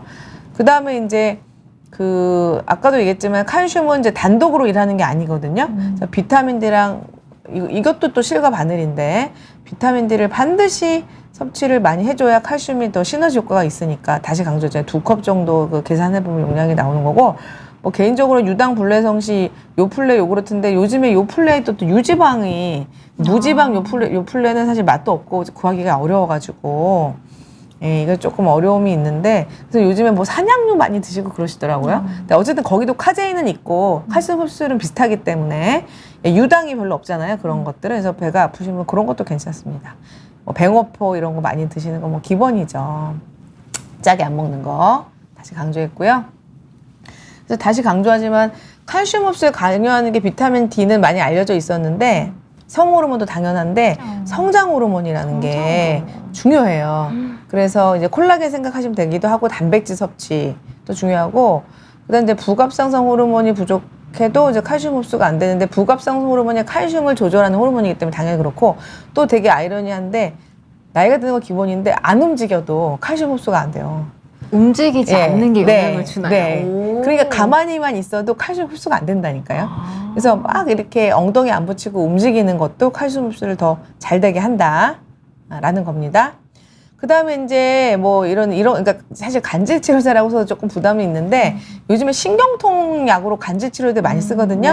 예, 그런 어떤 뭐 당뇨성으로 찌릿거리거나 뭐 대상포진 이후에 막 아픈 그럴 때 먹는 신경통 약제라든지 그다음에 뭐 스테로이드 되게 유명하고 이런 건 나쁜 쪽이고 비타민 D는 좋은 쪽인데 지금 여기 잘 안 보실 거예요. 여기 플라시보라는 건 위약이고요. 뭐 이게 칼슘 카보네이트, 뭐 탄산 칼슘, 그다음에 뭐 구연산 칼슘 뭐 이렇게 우유하고 비교했잖아요. 근데 지금 놀라운 사실은 우유보다 더 적습니다. 도토리 키작이에요, 그냥. 요즘 뭐 킬레이션 칼슘이다 뭐다 뭐 선전을 하는데 네네. 어쨌든 우유를 따라갈 자가 없다. 제일 중요한 건 그건 것 같아요. 그래서 여기 뭐 근데 사실은 이제 구연산 칼슘이 이게 이제 아까 탄산하고 좀 다른 것은 구연산 칼슘은 그 위산에 좀 영향을 안 받아요. 다행히. 그래서 왜 굉장히 맨날 강조하는 칼슘 식사와 함께 막 그러잖아요. 근데 구연산은 좀 그렇지 않고 그래서 위축성 위험이 있는 분들이 구연산 칼슘이 좀 좋다. 그래서 가격 고려를 조금 비용이 있어도 되면 이론적으로 조금 도움이 될 수도 있죠. 그다음 비타민 D도 많이 알고 계시는데 이 포인트는 햇빛 영양소라고 하잖아요. 네. 근데 이제 하루에 600 IU가 저희가 이제 필요량으로 돼 있는데 여기 보시는 것처럼 달걀은 30개. 30개. 네. 장난 아닙니다. 결론은 뭐냐면 음식만으로 채울 수가 없다. 불가능하다. 네. 그래서 구체적으로 햇빛을 어떻게 봐야 되느냐인데요. 여기 써 있지만 90%는 햇빛으로 오고 어떻게 해도 10%밖에 안 된다. 예. 뭐 표고버섯을 아무리 먹어도. 그리고 또 한 가지 모든 버섯이 비타민 D가 많은 거 아니에요. 표고버섯만 많아요. 참고로. 표고만 네. 많다. 그게 버섯이 균인 거 아시죠? 예, 살아있는 그렇죠. 균이거든요. 근데 그 표고버섯 균만 이렇게 그 비타민 D를 햇빛을 받을 때 그걸 만들어낸 능력이 있는 거예요. 그리고 또 일부 인터넷에 잘못된 정보 중에 이 무말랭이 같은 것도 말리면 뭐 비타민 D가 많아진다고 하는데 그거는 아주 미미하고 일단 버섯 중에도 표고 종류만 그렇다는 거 꼭 좀 또 강조하고 싶고요. 자, 여기 보시면 그래서 이제 90%가 햇빛을 들어오는데 또 강조하고 싶은 게 있어요. 10월에서 3월, 우리나라의 경우에요. 네. 북방부에 있는 나라가 10월에서 3월의 경우에는 햇빛을 봐도 안 생겨요. 너무너무 죄송하게도. 절반인데요. 네, 반이. 그러면? 그래서 특히 겨울에 막 이렇게 정말 그 추운 겨울에도 반팔에 막 반바지 입고 멋지게 이렇게 뛰시는 분이 너무 안타깝더라고요. 저렇게 해도 비타민 D 안 생기는데. 왜 그러냐면 이 지구하고 이 태양하고 거리가 겨울에 멀어지기 때문에 자외선이 닿지를 않는데요. 예. UVB라고 돼 있는데 또 여담인데 지금 요즘에 폭염 있죠. 뭐 12시, 3시에 나가면 그러니까 이게 좀 반비례하는데 우리나라의 그 강렬한 태양이 지금 지구 온난화쯤 더 많이 내려쬐잖아요. 네. 그게 강할수록 비타민 D는 금방 만들어져요, 사실은. 그래서 한 5분만 서 있어도 금방 생기기는 해요. 근데 요즘 폭염 때문에 제가 이렇게 쭉 보니까 오히려 안 나가신 분이 더 많아서 비타민 D가 낮더라고요. 그래서 일단 결론. 여름에는 바짝 뭐 한 3분, 5분만 봐도 생길 수 있고 반대로 겨울에는 안 생겨요. 그 다음에 이제 이런 경우는 선크림을 한 30분 정도 최대, 뭐 봄, 가을에는 보고 선크림 바르시는 거 추천을 드리고요. 그 다음에 이제 고도 비만, 간이나 콩팥이 나쁜 분들도 비타민 D가 부족할 수 있다. 이런 거 좀 기억해 주시고요. 그래서 옛날에는요, 비타민 D가 너무 이제 중요하게 강조가 되다 보니까 귀찮잖아요. 그래서 무려 1년에 한 번 먹는 것도 있었어요. 외국에 지금 많이 사장됐는데 1년에 한 번 먹는 게 있었다니까요. 얼마나 비타민 D를. 용량이 그러니까 엄청나죠. 50만 유니트 1년에 한 번을 먹었어요. 그래서 실제로 해봤더니 완전 부러지더라는 거죠. 이유는 너무 많이 올라갔다 확 떨어져서 그렇다. 그래서 지금 많이 사장이 됐죠. 네. 자, 그러면 채소가 또 중요하잖아요. 700 IU 정도는 돼야 골절이 예방이 돼요. 자, 그래서 유일하게 노인의학회에서 의사들이 영양제 먹으라고 권유하는 비타민 영양제 거의 없거든요. 유일하게 특히 노인들은 반드시 드시라. 이유는 겨울에 안 생기고 나이 들면 원래 안 생긴다. 그래서 노인의학회에서 공식적으로 권유합니다. 근데 지금 문제가 있어요. 이렇게 하니까 약방의 감초처럼 있잖아요. 비타민 D를 안 먹고 종합 비타민 하나 먹었죠. 오메가3 먹었죠. 정말 뭐 루테인, 뭐 눈에 좋은 거 먹었죠. 다 있어, 비타민 D. 혈중 농도가 여기 뭐라고 돼 있죠? 50이 적당하다고 돼 있잖아요. 오늘도 한 80인 분들 제가 너무 많이 봤거든요. 그러니까 결론은 요즘에 내가 의도치 않은 어떤 영양제도 무지 많으니 이거 체크 꼭 하시길 권장을 드립니다. 네. 그래서 이건 아까 강조했던 내용이라서 넘어가고, 그래서 사실 이 내용은 다른 강의에서는 거의 들어보지 못하셨을 것 같아서 비타민 제가 비타민 K를 좀 제가 오늘 강조를 하려고 해요. 궁금합니다. 네. 자, K는 1, 2, 3가 서로 있습니다. K1은 식물에서 주로 추출할 수 있는 거고요. K2는 메나키논이라고 하는데 육류나 생선, 콩에 있는데 장내 세균에서 만들어지고, K3는 이게 좀 부작용이 있어서 이거는 이제 사장이 됐습니다. 자, 그래서 지금 결론은 K2가 지금 뼈에 좋다고 이제 이슈가 되고 있는 영양제로도 많이 나와 있는데요. 이게 장내 유익균에서 만들어지기도 하는데 K1을 섭취했을 때 유익균이 만들어요. 그러니까 가끔 매스컴에서 골다공증에 채소가 좋아요. 근데 물론 베타카로틴이나 비타민 C 효과도 있지만 비타민 K가 많아서 채소가 좋다라고 하는데 엄격하게 그건 사실은 옳은 해석은 아닌 게 K1은 거의 노인에서는 바뀌지도 않아요. 그래서 K2, 즉 낫또나 치즈를 드셔야 되는데 치즈는 엄청나게 또 우리나라 또 많이 먹지도 않지만 포화지방이 많고 중요한 건 낫또에 치즈보다 40배 이상 들어있어요. 그래서 지구상에 존재하는 K2가 제일 많은 음식이다. 그 정도로 낫또가 많거든요. 낫또. 그래서 K1은 충분한데 K2가 뭐 여러 가지 이유로 많이 부족한 거죠. 근데 연구가 되게 많아요. 척추골절 60%, 대퇴골절 77% 엄청난데 이게 낫또에서 추출하니만큼 일본 사람한테 데이터가 많았거든요. 네네. 그런데 중요한 건 일본에선 전문의약품이 있었어요. 지금도 있고. 솔직히 말씀드리면 저희 나라도 뭐 에자이라는 제약사에서 일본 제약사인데 10년 전에 이게 있었어요. 전문의약품이. 있었어요. 네, 그래서 제가 몇 년 열심히 썼는데 이게 너무 효과가 그렇게 세지 않고 하면서 여러 가지 이유로 지금 이제 철수를 했거든요. 근데 결론은 미국, 캐나다 골다공증 예방 치료는 인정이 안 됐는데 중요한 건 일본에서는 전문의약품으로 개발. 그러니까 전문의약품이란 말의 의미를 이해하시겠죠. 엄청난 데이터가 있었다는 얘기거든요, 사실은. 그럼 어떻게 되는 거냐? 칼슘이 뼈로 가는 과정에서 비타민 D는 우리가 많이 알고 계셨는데 요때 비타민 K2가 엄청나게 숨어있는 조력자 역할을 해서 칼슘이 뼈로 쏙쏙 잘 들어가게 해주는 거죠. 뿐만 아니라 많이 알려져 있지만 이 칼슘이 뼈로 들어가 있어야 되는 게 쓸데없는 게 이 수용체라고 하죠. 문이 심장에 되게 많이 붙어 있어요. 수용체가. 그래서 돌아다니다가 아무데나 가기도 하지만 특히 심장에 원래 잘 가는 거거든요. 그리고 이 칼슘 자체가 응고율을 한 10% 놓친다. 여기 20% 높인다고 했거든요. 칼슘이. 그런데 이거를 고맙게도 너무 고맙게도 K2가 잡아다가 뼈에다 갖다 넣어주는 거예요. 그러니까 진짜 너무너무 고마운 일을 하는 거죠. 숨은 조력자 하는 거죠. 그래서 요약을 해보면 용량이 중요하니까 800에서 1000, 최대 1000, 비타민은 800. 요즘 뭐 1000짜리 드시는 거 추천을 드리고 1200 이하는 괜찮고 골다공증이 없으면 20가지를 저희가 추천드려요. 30은 골다공증 있을 때 얘기하는 거고 그 다음에 고함량 2500 정도 되는 거는 비타민 D가 아주 낮을 때는 조금 골밀도가 올라간 효과가 있더라. 그래서 약간 고함량은 아주 골밀도가 뭐 비타민 D를 재봤는데 10 이하 낮은 분들은 이렇게 써라. 그 다음에 K2라는 건 처음 들어보셨을 텐데 뼈에도 좋고 우리가 혈관에 붙는다고 많이 알고 계셨잖아요. 근데 네네. 그거를 동시에 잡아주니까 너무너무 좋다. 그거 다시 강조하지만 의약품과 비타민 D, 칼슘, 뭐 영양 이런 거는 같이 가야 된다. 내 맘대로 끊지 말아라. 이건 뭐 제일 중요한 거죠.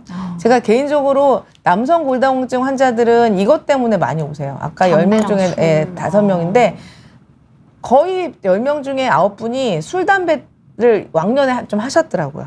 그러니까 한술 하셨는데 이제 끊으신 경우. 남자분들은 정말 많습니다. 네네. 넘어지지 않는 건 기본이겠죠.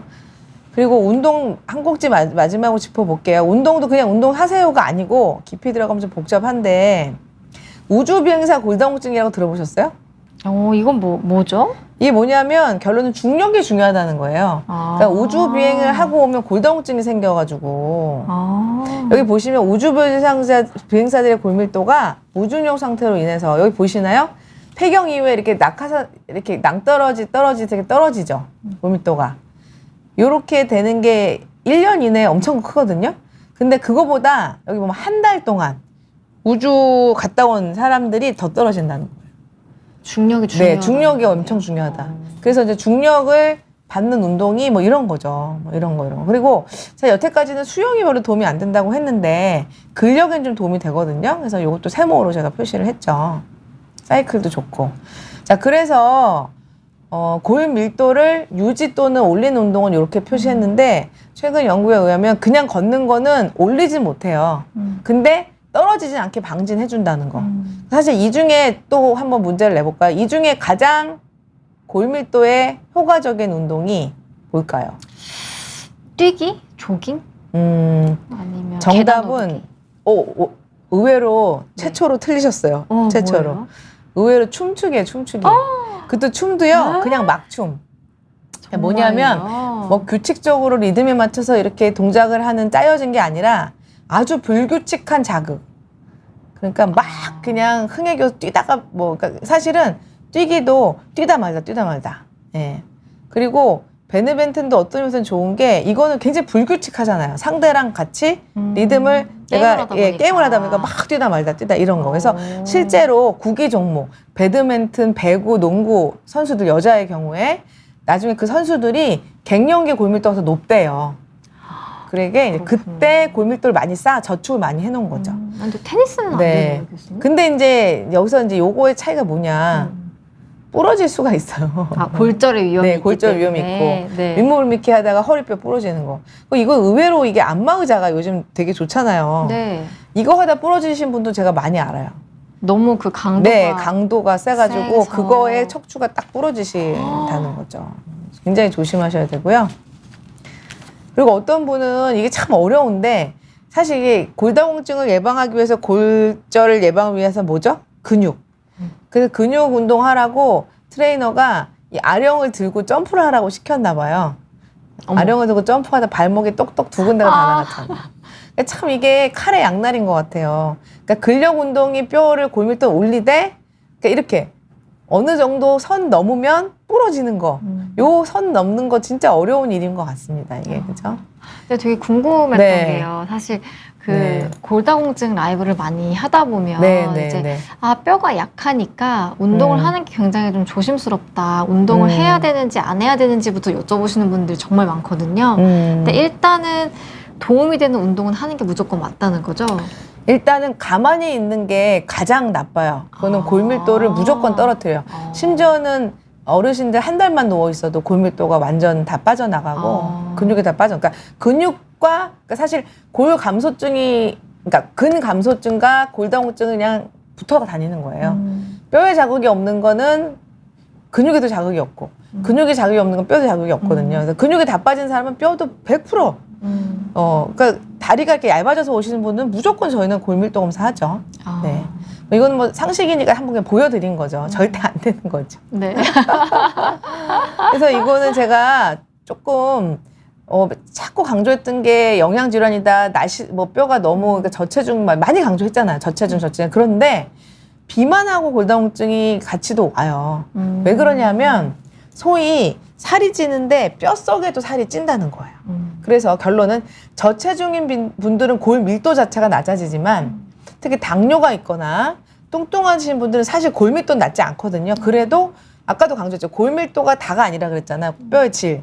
골 밀도가 같은 골 밀도인데 똑같은 골 밀도인데 당뇨가 있는 사람이 있고 없는 사람이 있어요. 똑같은 골 밀도에선 당뇨가 있는 사람이 다 부러진다고 논문에 나와 있어요. 이유는 그 뼈속에 그 지방이 많아서 뼈가 살쪄서. 네.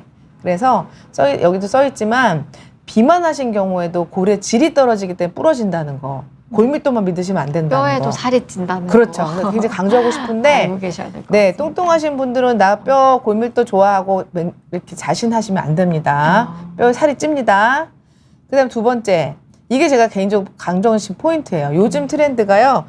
조금 제가 뭐 이거를 전 헬스장 저는 별로 안 가는데 가면 덜덜이 있죠, 덜덜이. 네.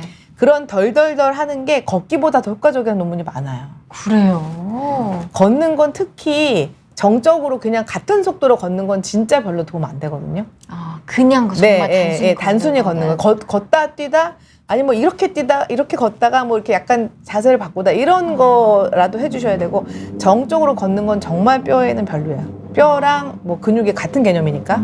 그래서 이 뼈의 진동은요 그런 덜덜이 정도만 해도요 근감소증을 맡고 있는 뼈가 물렁물렁하거나 약해지면 골관절염은 더 많이 생기겠죠. 힘이 약해지니까. 그래서 사실은 관절염이 심한 분들도 칼슘 먹으면 되기는 돼요. 도움은 된다. 네, 도움은 되는데 이게 내가 골관절염이 많다고 무조건 그 허리랑 그 골반의 골밀도가 무조건 낮다 이렇게 그게 100% 비례하는 건 아니거든요. 연관성은 있으나 헷갈려 하시지 않았으면 좋겠습니다.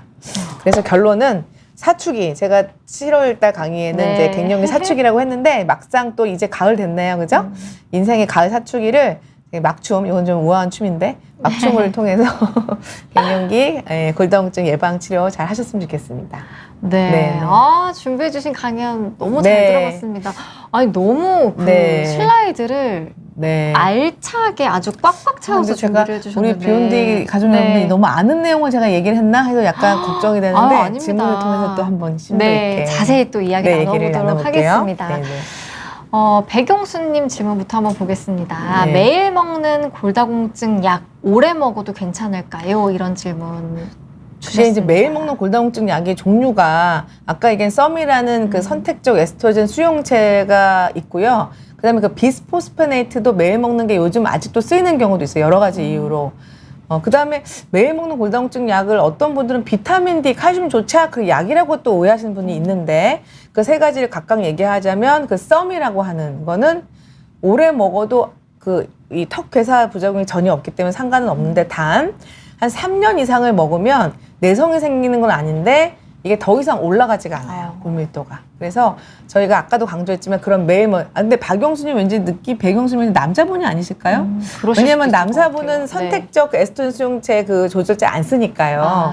만일에 남자분이 매일 먹는 골다공증 약을 먹는다. 이거는 이제 비스포스포네이트를 좀 부작용을 줄이기 위해서 매일 드실 수가 있는데 이 약은 강조했지만 만일에 비스포스포네이트라고 하면요. 이게 잔류 효과가 강하기 때문에요. 오래 남기 때문에 아까 얘기했지만 너무 오래 남아서 뼈가 피로해지는 거예요. 그래서 왜 리모델링 아까 얘기했지만 뼈를 이렇게 갉아먹지 않게 너무 억제를 오래 하다 보면 새 뼈가 안 생기니까 뼈가 노후하잖아요. 그래서 그게 피로골절인데 결론은 그래서 데이터 보면 5년 이상은 저희가 안 씁니다. 심하면 그래서 이게 매일 먹는 그러니까 비스포스포네이트의 경우면 3개월에 한 번 맞는 주사는 3년 이상을 안 쓰고요. 그래서 더 강하니까 매일 먹는 비스포스포네이트면 5년 이상은 안 쓰고 휴직이라고 해요. 쉬어야 돼요. 여성분이시라고 말씀하셨네요. 여성분이시구나. 그러면 아마 그 썸일 가능성이 많은데 예, 부작용문에서는 걱정 안 하셔도 되고 단 아까 얼굴 안면 홍조만 없다면 현재 뇌졸중을 겪지만 않는다면 큰 부작용은 없고 오히려 유방암 억제 효과가 상당히 뛰어나거든요. 그래서 말레 썸, 그러니까 매일 먹는 아까 제가 얘기한 비비안트라든지 뭐 랄록시켄 이런 계통이면 집안에 유방암 그런 가족력이 있으면서 뭐 다른 병이 없으면 너무 좋은데 단 이제 1년에 한 번씩 계속 거듭해 보시면 알겠지만 이제 약발이 언젠간 떨어지실 거라서 바꿔야 되지 않을까. 괜찮긴 한데 효과가 아마 오래 먹으면 떨어질 것 같습니다. 네. 근데 지금 굉장히 많은 분들이 네. 지금 시청해주고 계시거든요. 네, 감사합니다. 잠깐 인사 나누고 질문 네, 계속 네. 받아보겠습니다.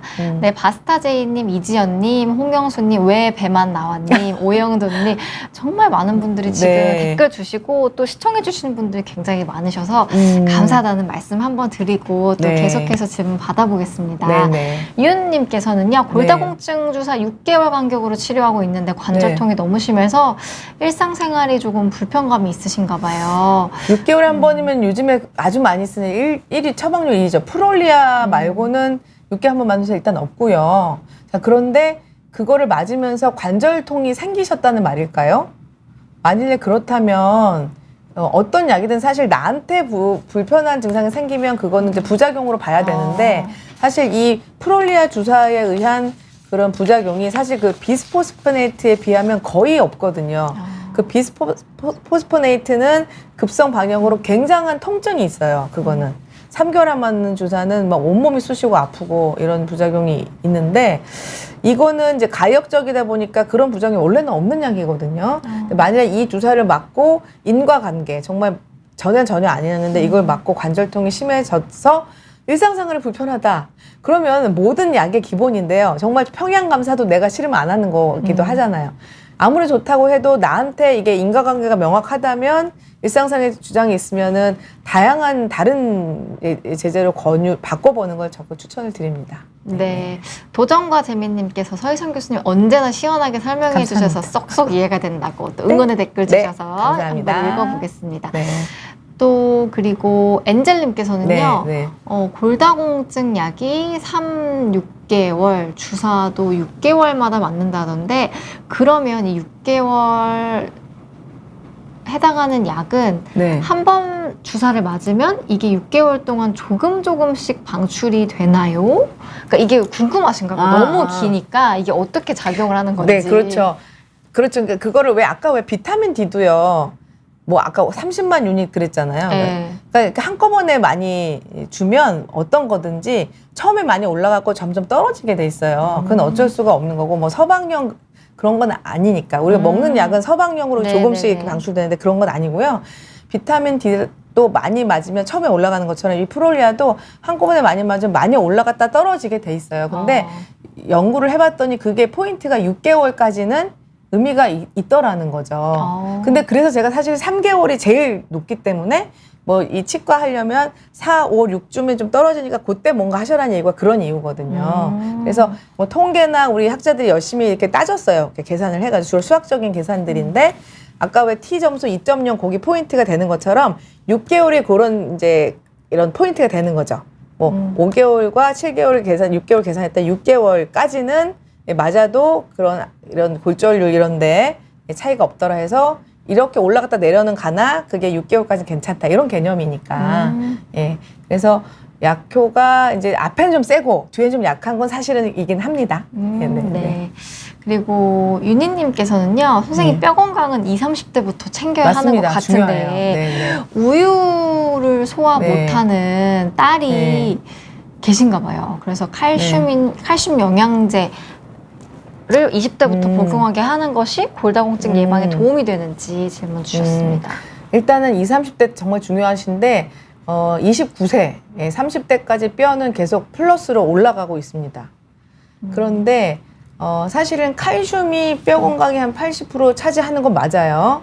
근데 너무 우유에만 이렇게 소위 꽂히실 필요는 없는 게 우유를 소화 못하면 아까도 얘기했지만 이게 소화를 못하는 건 유당불내성이 관점이 많아서 유당이 적은 뭐 다른 요즘 산양유도 있고 그다음에 발효시킨 유제품도 있고요. 꼭 이렇게 영양제 20대부터 영양제 저는 개인적으로 별로 비추이고요. 여태까지 많은 연구 결과들이 영양제 형태로가 다 문제가 생겼었기 때문에 20대면 아직 우유 말고 너무나 많은 돌려볼 만한 아까 뭐 두부도 말씀드렸고 많이 있고 사실은 따님 같은 경우면요.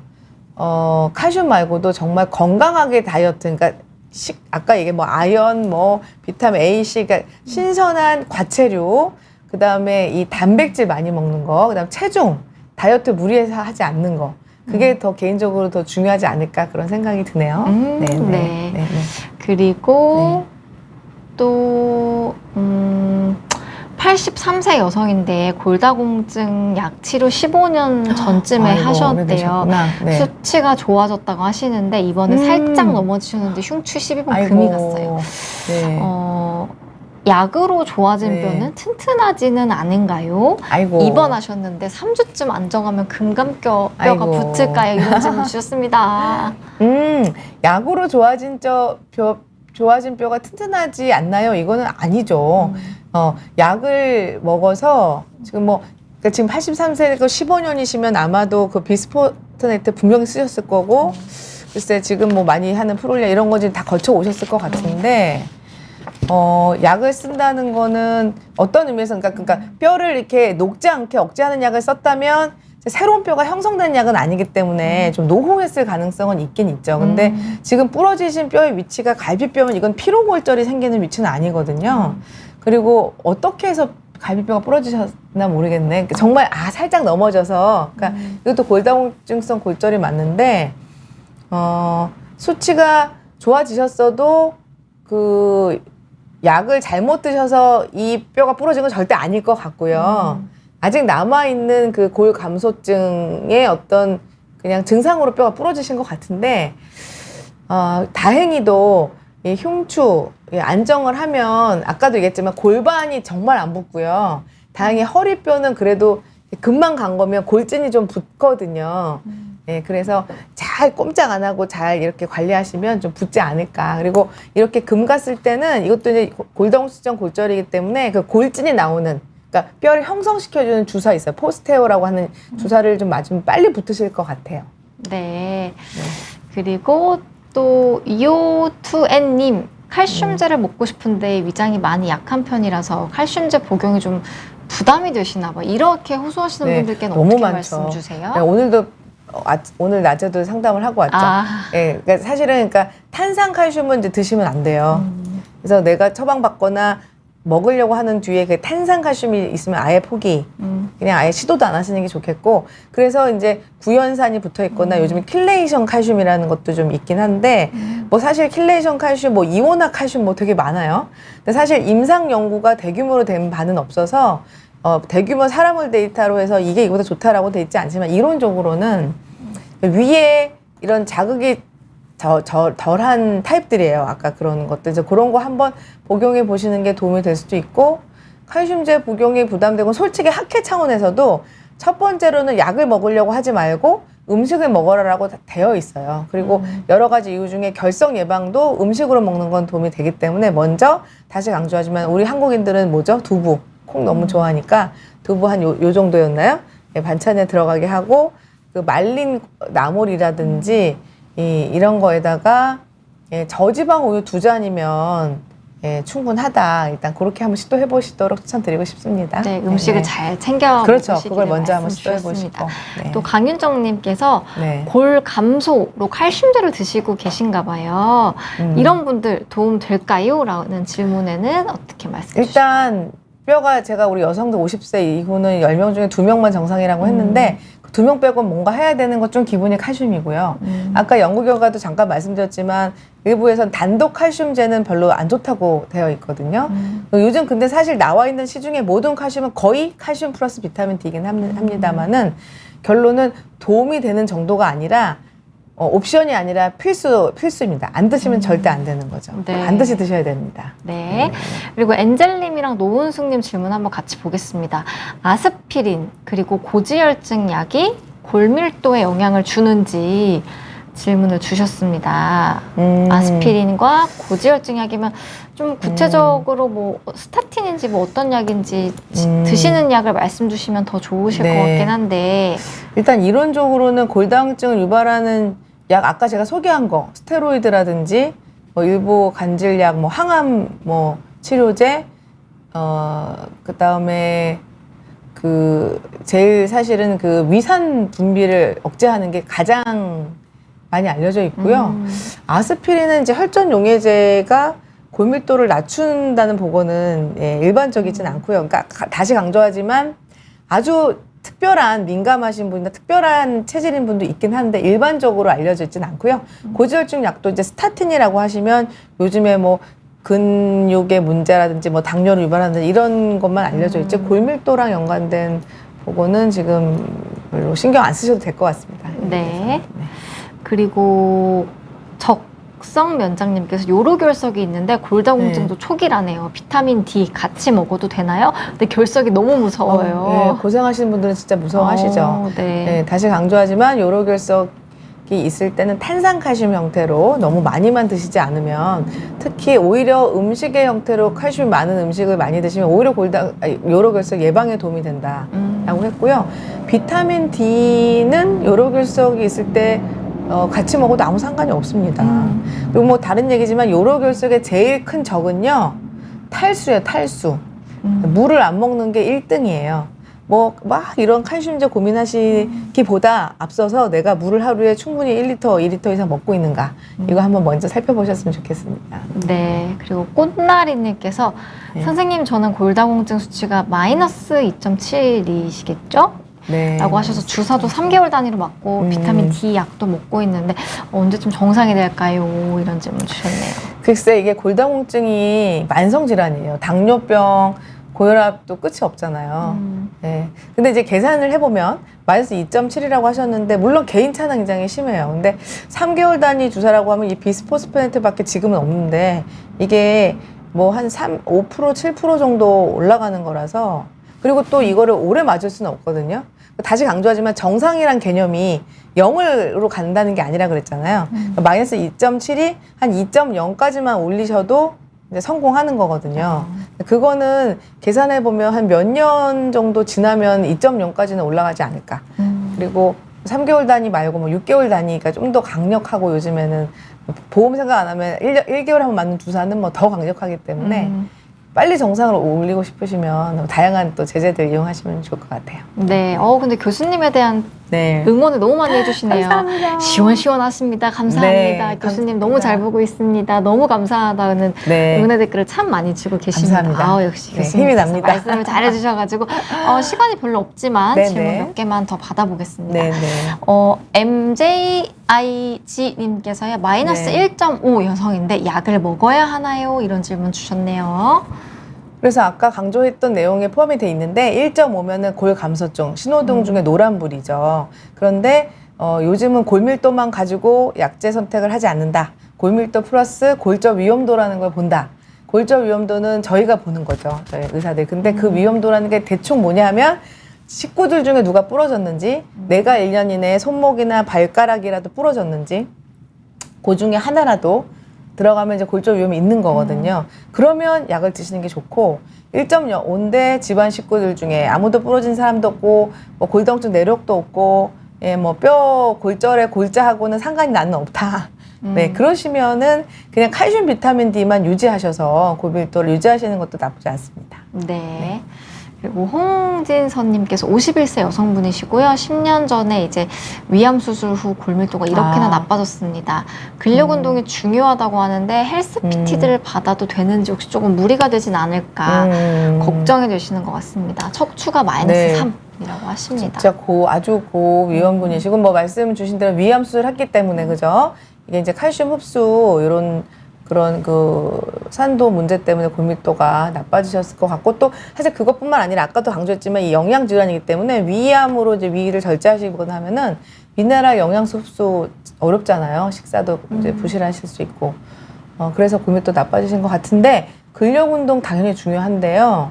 그러니까 이게 PT도 어떻게 받느냐가 너무 중요합니다. 아까도 말씀드렸잖아요. PT 선생님이 헬스 아령 들고 살짝 뛰라고 했다가 부러지신 분도 있는데, 그리고 허리, 제가 아까 이 이미지를 보여드렸지만 허리를 굽히거나 이렇게 왜 요가 자세 있죠, 뭐 고양이 자세 이런 거 하다가 3.0이면 절대로 안 되십니다. 절대로 안 되시고, 이 정도면은 안마의자에도 앉으시면 안 되고, 아까 워터파크 이거 수영장에서 이런 것도 안 되시고, 굉장히 정말 유리 같은 상황이시기 때문에 정말 아주 리스크가 많으신 분이라고 볼 수가 있습니다.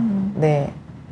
근데 이렇게 근육이 부위별로 골다공증이 있고 없고 다른 이유는 뭐 유전적인 이유도 있는데, 일반적으로 생리적으로는 갱년기가 왔을 때는 대사적으로 아주 액티브한 뼈가 이 허리뼈에서, 허리가 제일 먼저 나빠지고, 그다음에 아까 얘기했죠. 뼈가 골반은 어젓간해서 안 부러지는 단단한 뼈라고 했는데, 그건 70세 이후로 나빠져요. 그래서 원래 생리적으로는 갱년기 5, 60대는 허리가 좀 나쁘고 70세, 80세. 그래서 어르신들은 골절이 고관절이 되는 거거든요.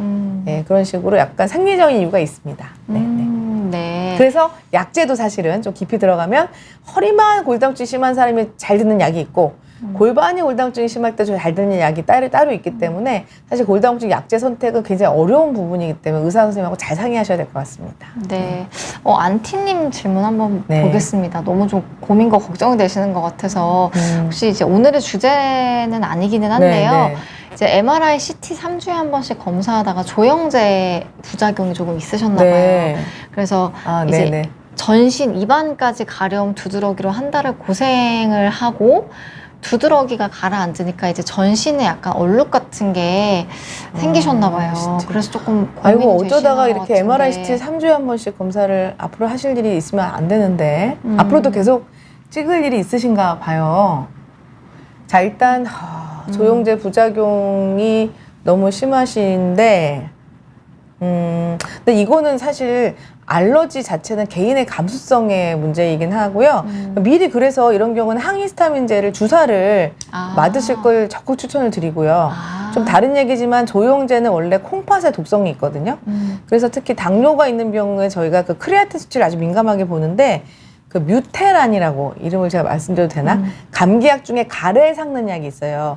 아세틸 엘시스텐인데 뮤테란이라는 그런 약이 가래를 삭히게 하는데 항산화 작용이 콩팥에 아주 강력해서 그 약을 먹거나 주사를 맞으면 콩팥을 굉장히 강력하게 보호해 줍니다. 그래서 조영제, CT 조영제를 맞을 때 콩팥 기능이 걱정되시는 분들은 뮤테란이라는 알약을 전후로 2, 3일 정도 드시거나 주사를 맞거나, 아니면 이런 조영제 부작용은 항히스타민 주사 맞으시면 도움이 될 수 있습니다. 그렇군요. 질문 사실 많은, 딱 하나만 더 받아보겠습니다. 눈에 혹시 들어오시는 질문이 있으실까요? 그 홍은혜님 질문 한번 봐도 될까요? 호르몬 양성 유방암으로 아미리덱스를 먹고 있는데 우유를 먹어도 되나요? 이런 질문을 네. 좀 주신 분도 계시고. 그러니까 유방암일 때, 그러니까 뭐 비만과 연관성이 있으니까 우유가 뭐 포화지방이 많고 하니까 동물성 지방 많이 드시면 안 좋은 거 말고는 우유가 뭐 유방암에 대해서 뭐 상호작용과 위험하지는 않고요. 오히려 유방암으로 인해서 우리 뼈에 더욱더 골다공증을 촉진하는 상황이기 때문에 유제품을 통해서 칼슘 흡수를 증가시킨 건 오히려 권장할 만한 일인 것 같습니다. 네. 아, 질문이 더 남아있긴 한데요. 시간이 거의 다 돼서 마무리를 좀 해봐야 될 것 같습니다. 교수님. 네. 아, 오늘 사실 네. 이 방송을 좀 준비를 부탁드렸는데 슬라이드를 엄청 열심히 준비를 해주셨어요. 제가 너무너무 감사하더라고요. 아, 교수님께 네, 네, 다시 한번 네. 감사의 말씀드리고 오늘 늦은 시간까지도 사실 지금 굉장히 많은 분들이 시청해주고 계시거든요. 네. 그래서 응원도 해주시고 질문도 주시고 이렇게 시청해 주셔서 감사하다는 말씀 꼭 드리고 싶습니다. 마지막으로 꼭 네. 좀 당부하고 싶다 하는 거 딱 한 가지만 더 있을까요? 네. 일단 뼈가 정말 우리 몸의 그 지지대 역할을 하잖아요. 그리고 아시는 대로 증상이 없잖아요. 그래서 우리가 정말 적금 들듯이 중년이 되지 않은 여성들은 적금 꼭 좀 드셔주시고 남자분들 술, 담배 왕창 하시면 나중에 표가 뭐 간도 이상이 없고 심장도 이상 없는데 뼈로 오시는 분도 많이 있어요. 표가 뼈로도 난다는 거. 네, 그리고 요즘은 골다공증에 대한 치료가 굉장히 많이 이렇게 급변하고 있기 때문에 아주 그 좋은 선생님하고 잘 상의하셔서 나한테 딱 맞는 약을 좀 처방 받으셔서 아주 멋지고 아름다운 그런 후반기 다들 뼈 건강하게 보내셨으면 좋겠습니다. 네, 네, 뼈 건강 다들 지키시고 건강한 삶 사셨으면 좋겠습니다. 네, 네. 오늘 인터뷰쇼 이렇게 마무리해 보겠습니다. 여러분 시청해 주셔서 감사합니다. 네, 감사합니다.